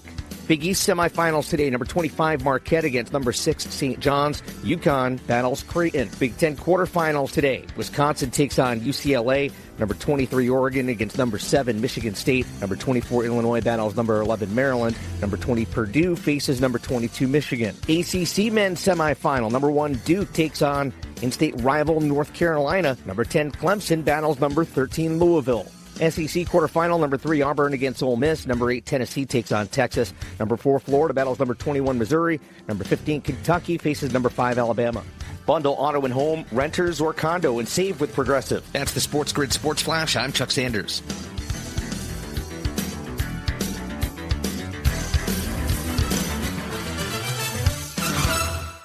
The best day for great deals on everything for spring is one day, as in the Macy's One Day Sale. Find the best prices of the month on spring essentials, from handbags starting at $49.99 to sheets starting at just $9.99. From 40 to 50% off new looks for the family to 40 to 50% off mattresses from Serta and more. And you can earn rewards even faster during Star Money bonus days. It's a day that's unlike any other day. The Macy's One Day Sale tomorrow. Savings off already reduced prices. Exclusions apply. What if your business could see beyond what is and into what can be? What if you could create more impact in every decision? What if you had a partner as visionary as you are? With Bank of America, you get access to our trusted experts, real-time insights, and digital tools. So whether you run a local shop or a global enterprise, you're backed by business solutions to make every move matter. What would you like the power to do? Find out how at bankofamerica.com/banking for business. Bank of America is proud to be the official bank sponsor of FIFA World Cup 2026. You're listening to Sports Grid. Spreading the winning edge far and wide. Terrestrial, internet, TV, satellite, and don't forget our mobile app. Face it. The winning edge is everywhere. Somewhere there's a squirrel frustrated he can't get a phone. This is the Sports Grid Radio Network. You're listening to Football Full Circle with Joe Lisi and Ben Stevens. Live right here on FFC. It's the official league year now underway for 2025 in the NFL. But, Joe, most of the big free agency moves that we have seen, or the blockbuster deals that we expect, have already happened. There might be a few more as we get closer to the end of April in the 2025 NFL Draft.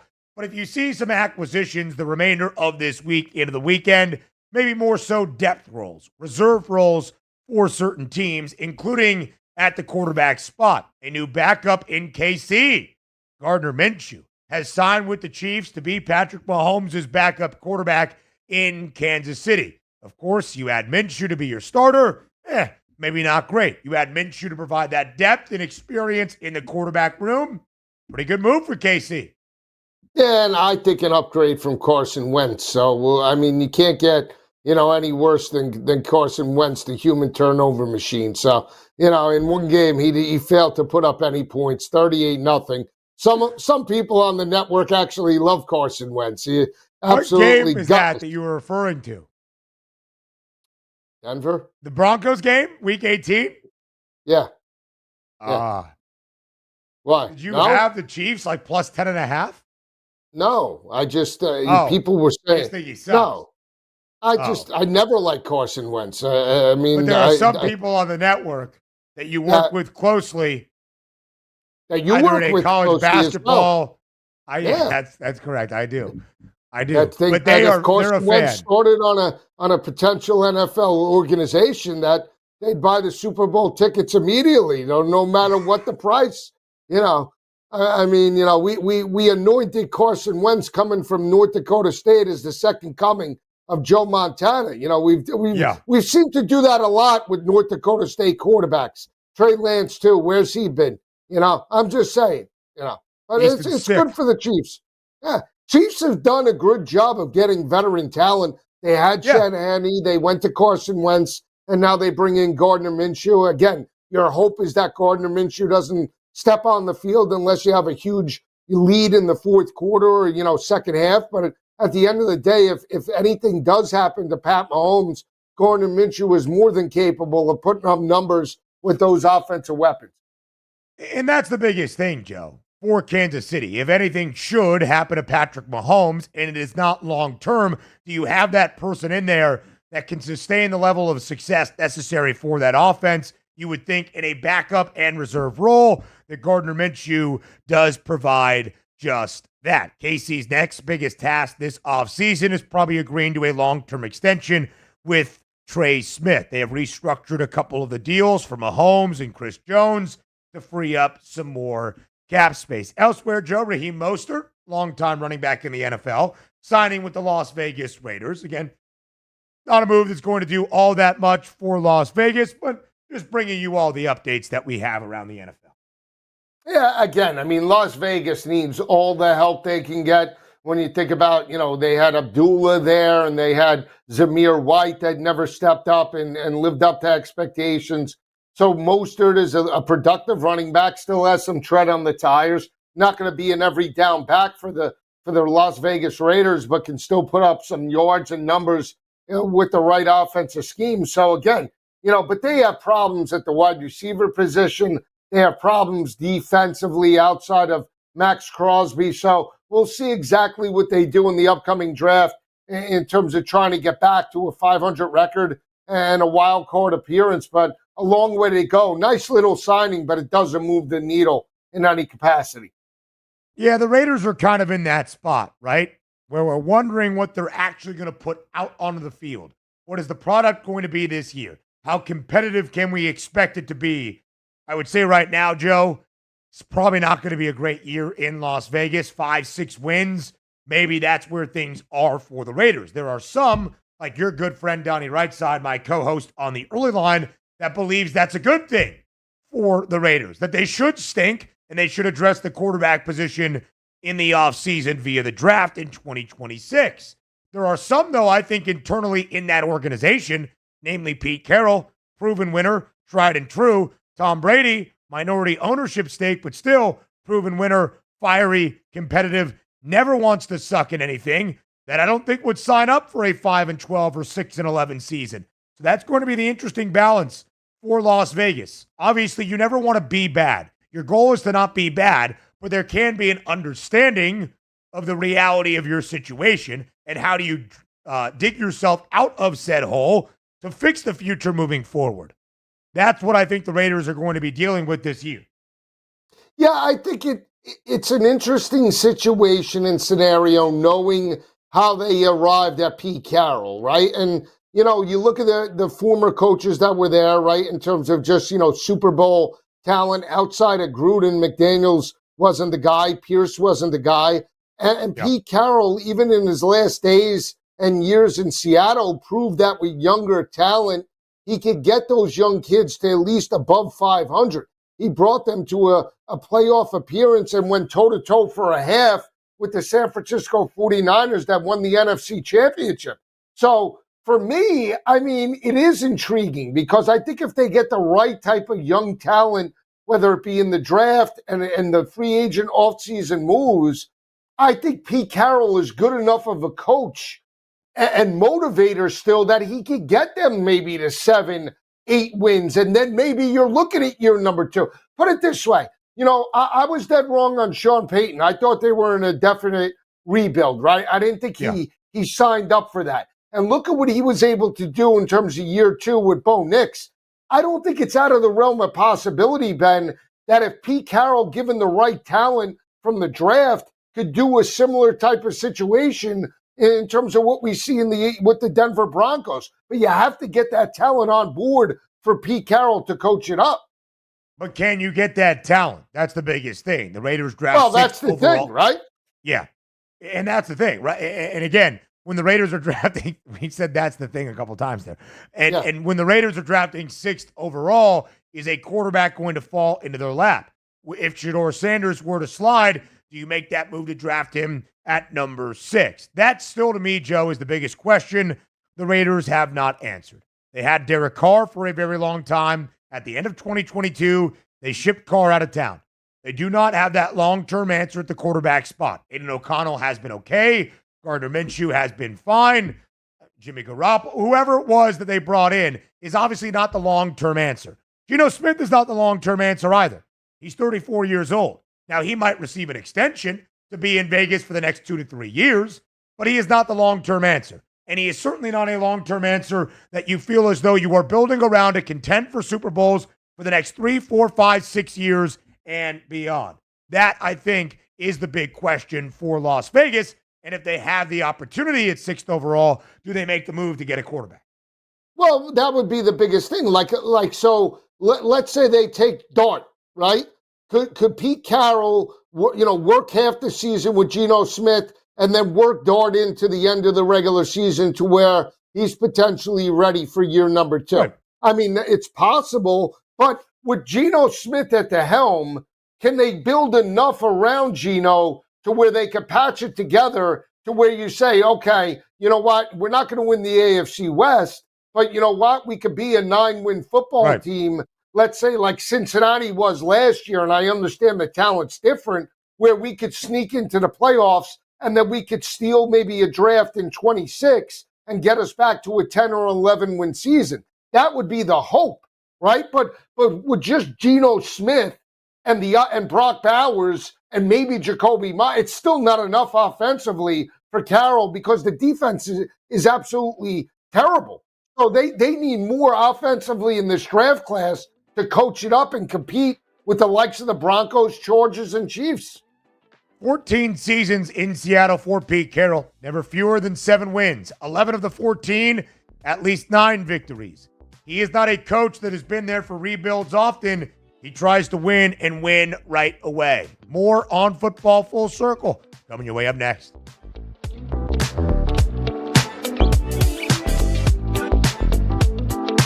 We're not saying every SportsGrid listener is a legend, but you might start thinking about who's going to play you in the movie. Just saying. This is the SportsGrid Radio Network.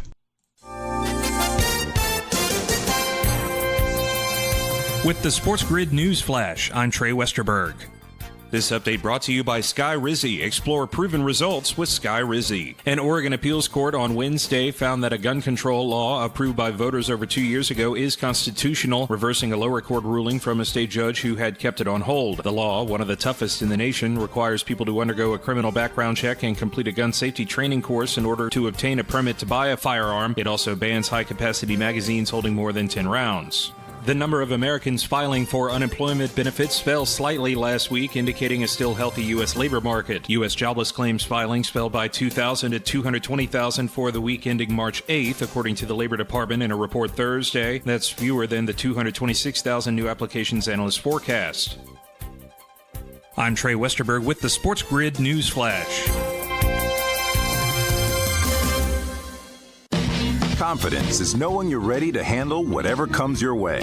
That's what it feels like to take on your workday with Cintas. They make sure your AEDs are up to date, your fire extinguishers are tested and inspected, your floor mats are cleaned and delivered, and your workwear looks good, feels good, and is freshly laundered with the Cintas Apparel Plus program. So are you ready to take on today? Visit Cintas.com. Oh, I'm ready! And get ready for the workday.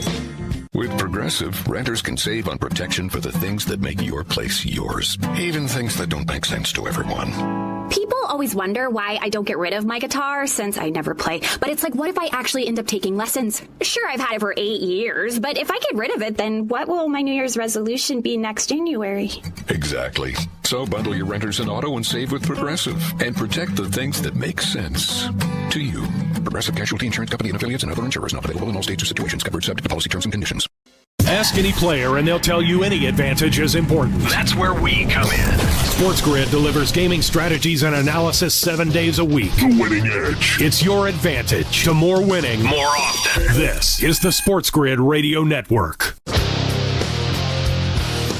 You're listening to Football Full Circle with Joe Lisi and Ben Stevens. So now the league year officially underway around the NFL, the early portion of the offseason with the big free agency moves that we have seen mostly coming to a close.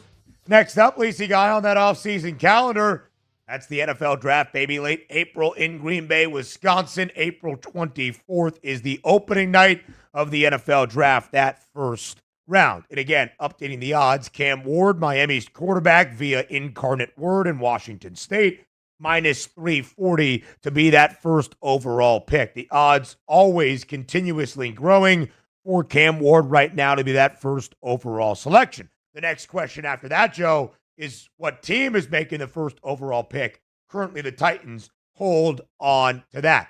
But a couple of other betting markets have opened up in the last 5-6 days. Following Combine Week 2 weeks ago in Indianapolis, we have some new markets, like the first player drafted at specific positions. We still don't have number 2 or number 3 overall draft picks, but the first player at a specific position for us to break down. Lisa, you are a fan of this running back class. I think if anybody knows ball, you look at this running back class and you say there are 4, 5, 6 day one starters that could make an impact. Not necessarily first round picks, but day one guys that will see the field at the very beginning of their rookie years in the NFL. Discounted numbers, discounted contract for those rookie running backs. But the guy that is favored to be the first running back drafted in 2025 is the Heisman Trophy runner-up, that Ashton Jeanty.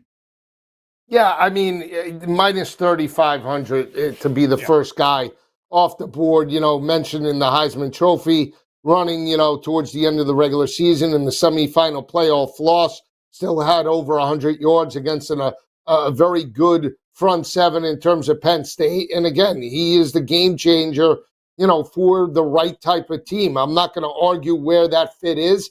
Do I view Ashton Jeanty, though, as a Jahmyr Gibbs type of player?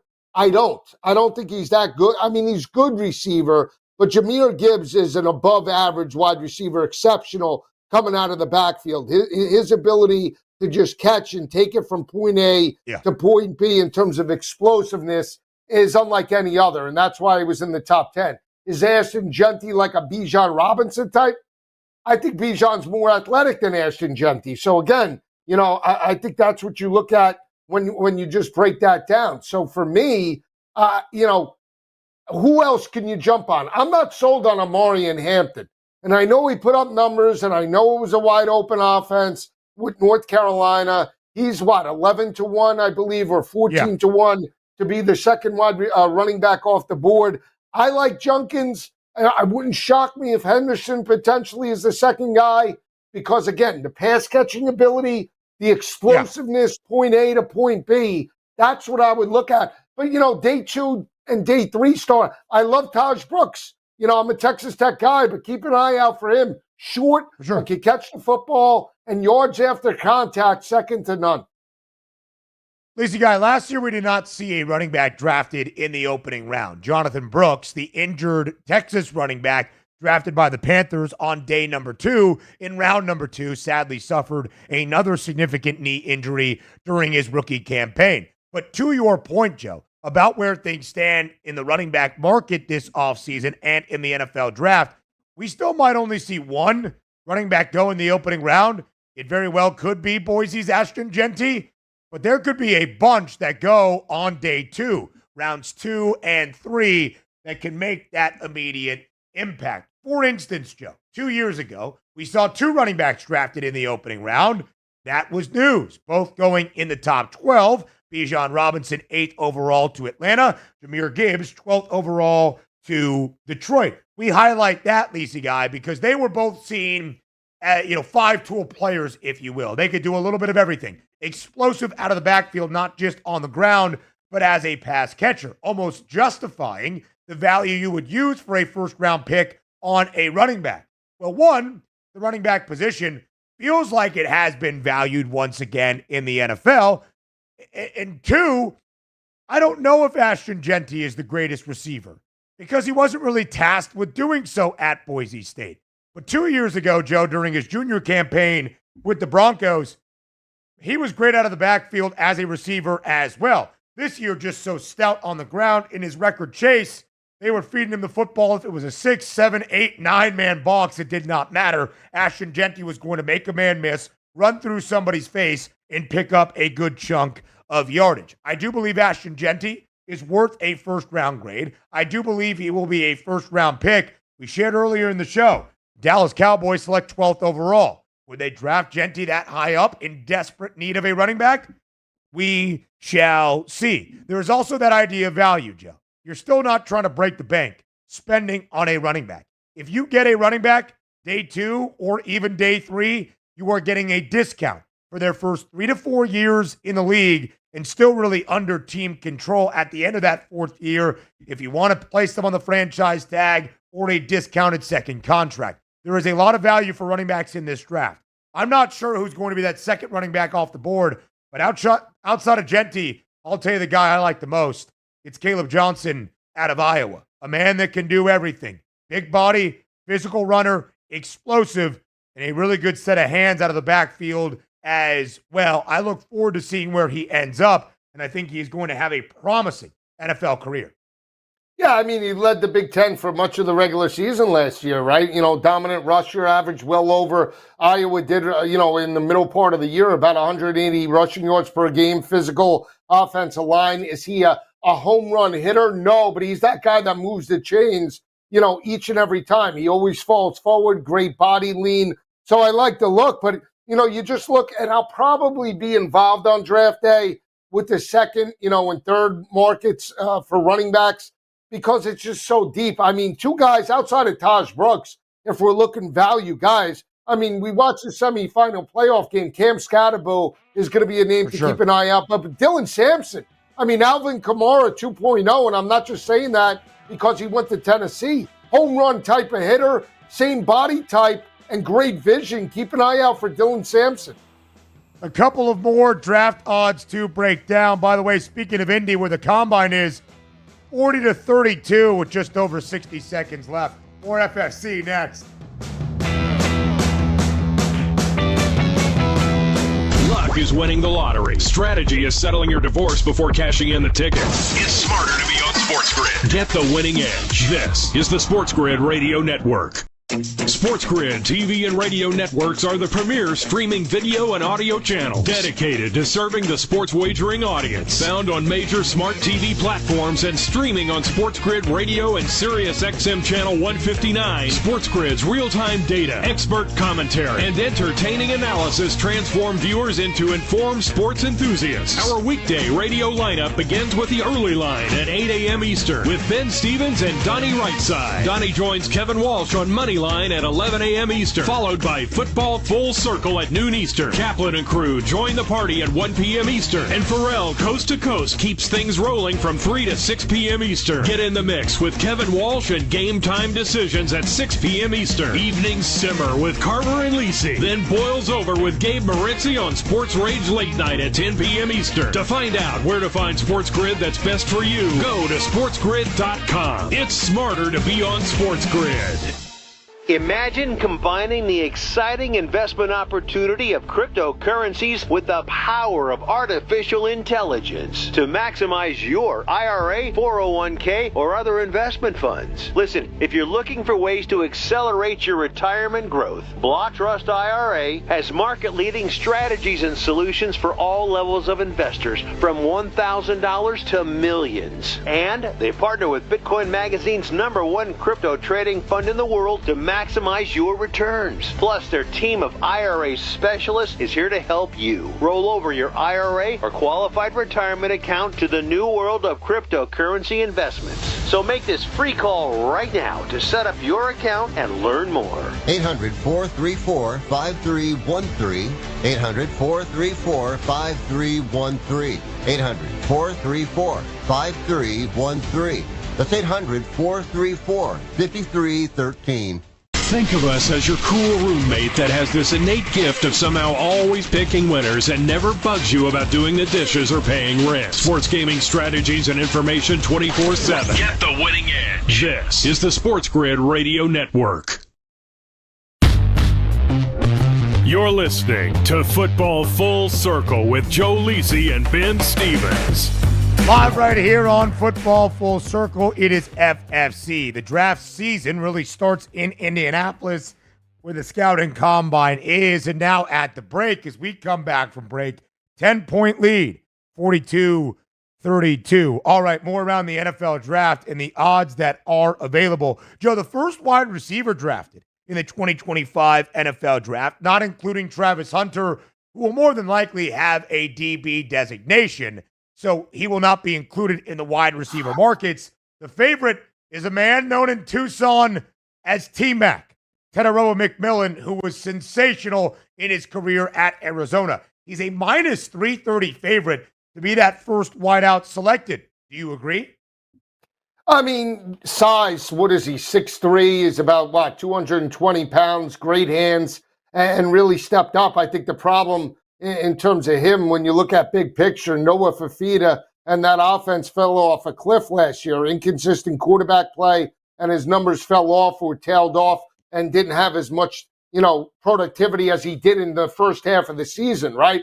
But again, I mean, he's a guy that I still think he's a little raw when we look at pure wide receivers, right? And we look at, the ability, am I comparing T-Mac to Justin Jefferson or, Jamar Chase when they came out, or Neighbors, or even Marvin Harrison Jr.? No, but I just think based off of hands and the ability to catch the ball at its highest point and the ability to maybe gain another 10 pounds without losing speed, I think T-Mac could be there, but I still would take a shot potentially on some of the others in terms of the market. Matthew Golden, plus 230, the transfer out of Houston or Texas. He's got some speed, ran a very fast 40 at the combine. To me, Joe, I do believe it will be T-Mac. And we have seen a lot of very robust wide receiver classes the last 5-6 years. I'm not sure this one is that. I wonder how many first-round wide receivers we have. I wonder what that number is going to be. 1.5, 2.5, 3.5? What do you think? I think, now Golden is interesting because Golden came flying up, right? It's like you look at the second half of the season and it was like Matt Golden and everybody else. I mean, Isaiah Bond was nowhere in the offense, and then it was Gunnar, Helm, the tight end, that was the secondary option, right? Outside of that, they ran the football. Golden does Golden have that body frame? I feel like Golden, is more built like a running back to some capacity, right? It's weird. Ibuka, to me, Mika Ibuka, I think could be slightly better than Matt Golden. I know numbers-wise it's maybe not as good, but I would put Ibuka over Golden. I would still have Golden as the third option based off of default. I don't like Luther Burden. That's just me. I think Burden, really feasted on mediocre competition when he was forced to take over games against the likes of Alabama and some of the other top defenses. We didn't see him do it. So we'll see. And Theo Weiss was probably a more consistent wide receiver at the end of the year than Burden was. A name that I think everybody should know, played for Stanford, Alec Iomanor. Iomanor? I don't know. There you go. Anyway, I think, no, it's Alec Iomanor. I know that it is because he caught a big third down against Syracuse, one of the inexcusable losses for Fran Brown during his opening year. 120-1 to be the first wideout selected. I wonder where he finds his way in the draft. But Lisa, guy, in the last 5 years, since the 2020 NFL draft, the fewest wide receivers we have seen go in the opening round was 4. That was 2 years ago in 2023. Of course, we set a record at the wide receiver spot. 7 wideouts drafted in the opening round in 2024.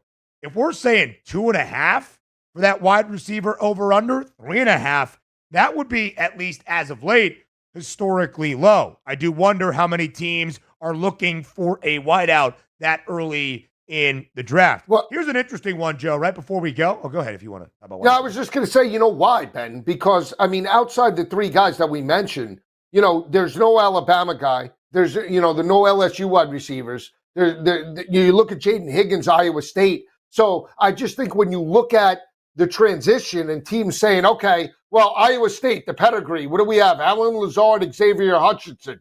Now we're going to draft Jaden Higgins in terms of top 10 value. I think that plays into it as well. Yeah, it certainly does. We'll talk more about the NFL draft next week, of course, on Football Full Circle.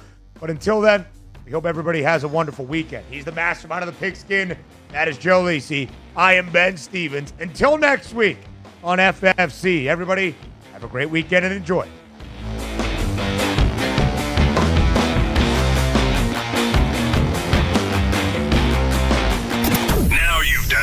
found the advantage for gaming, odds, and more.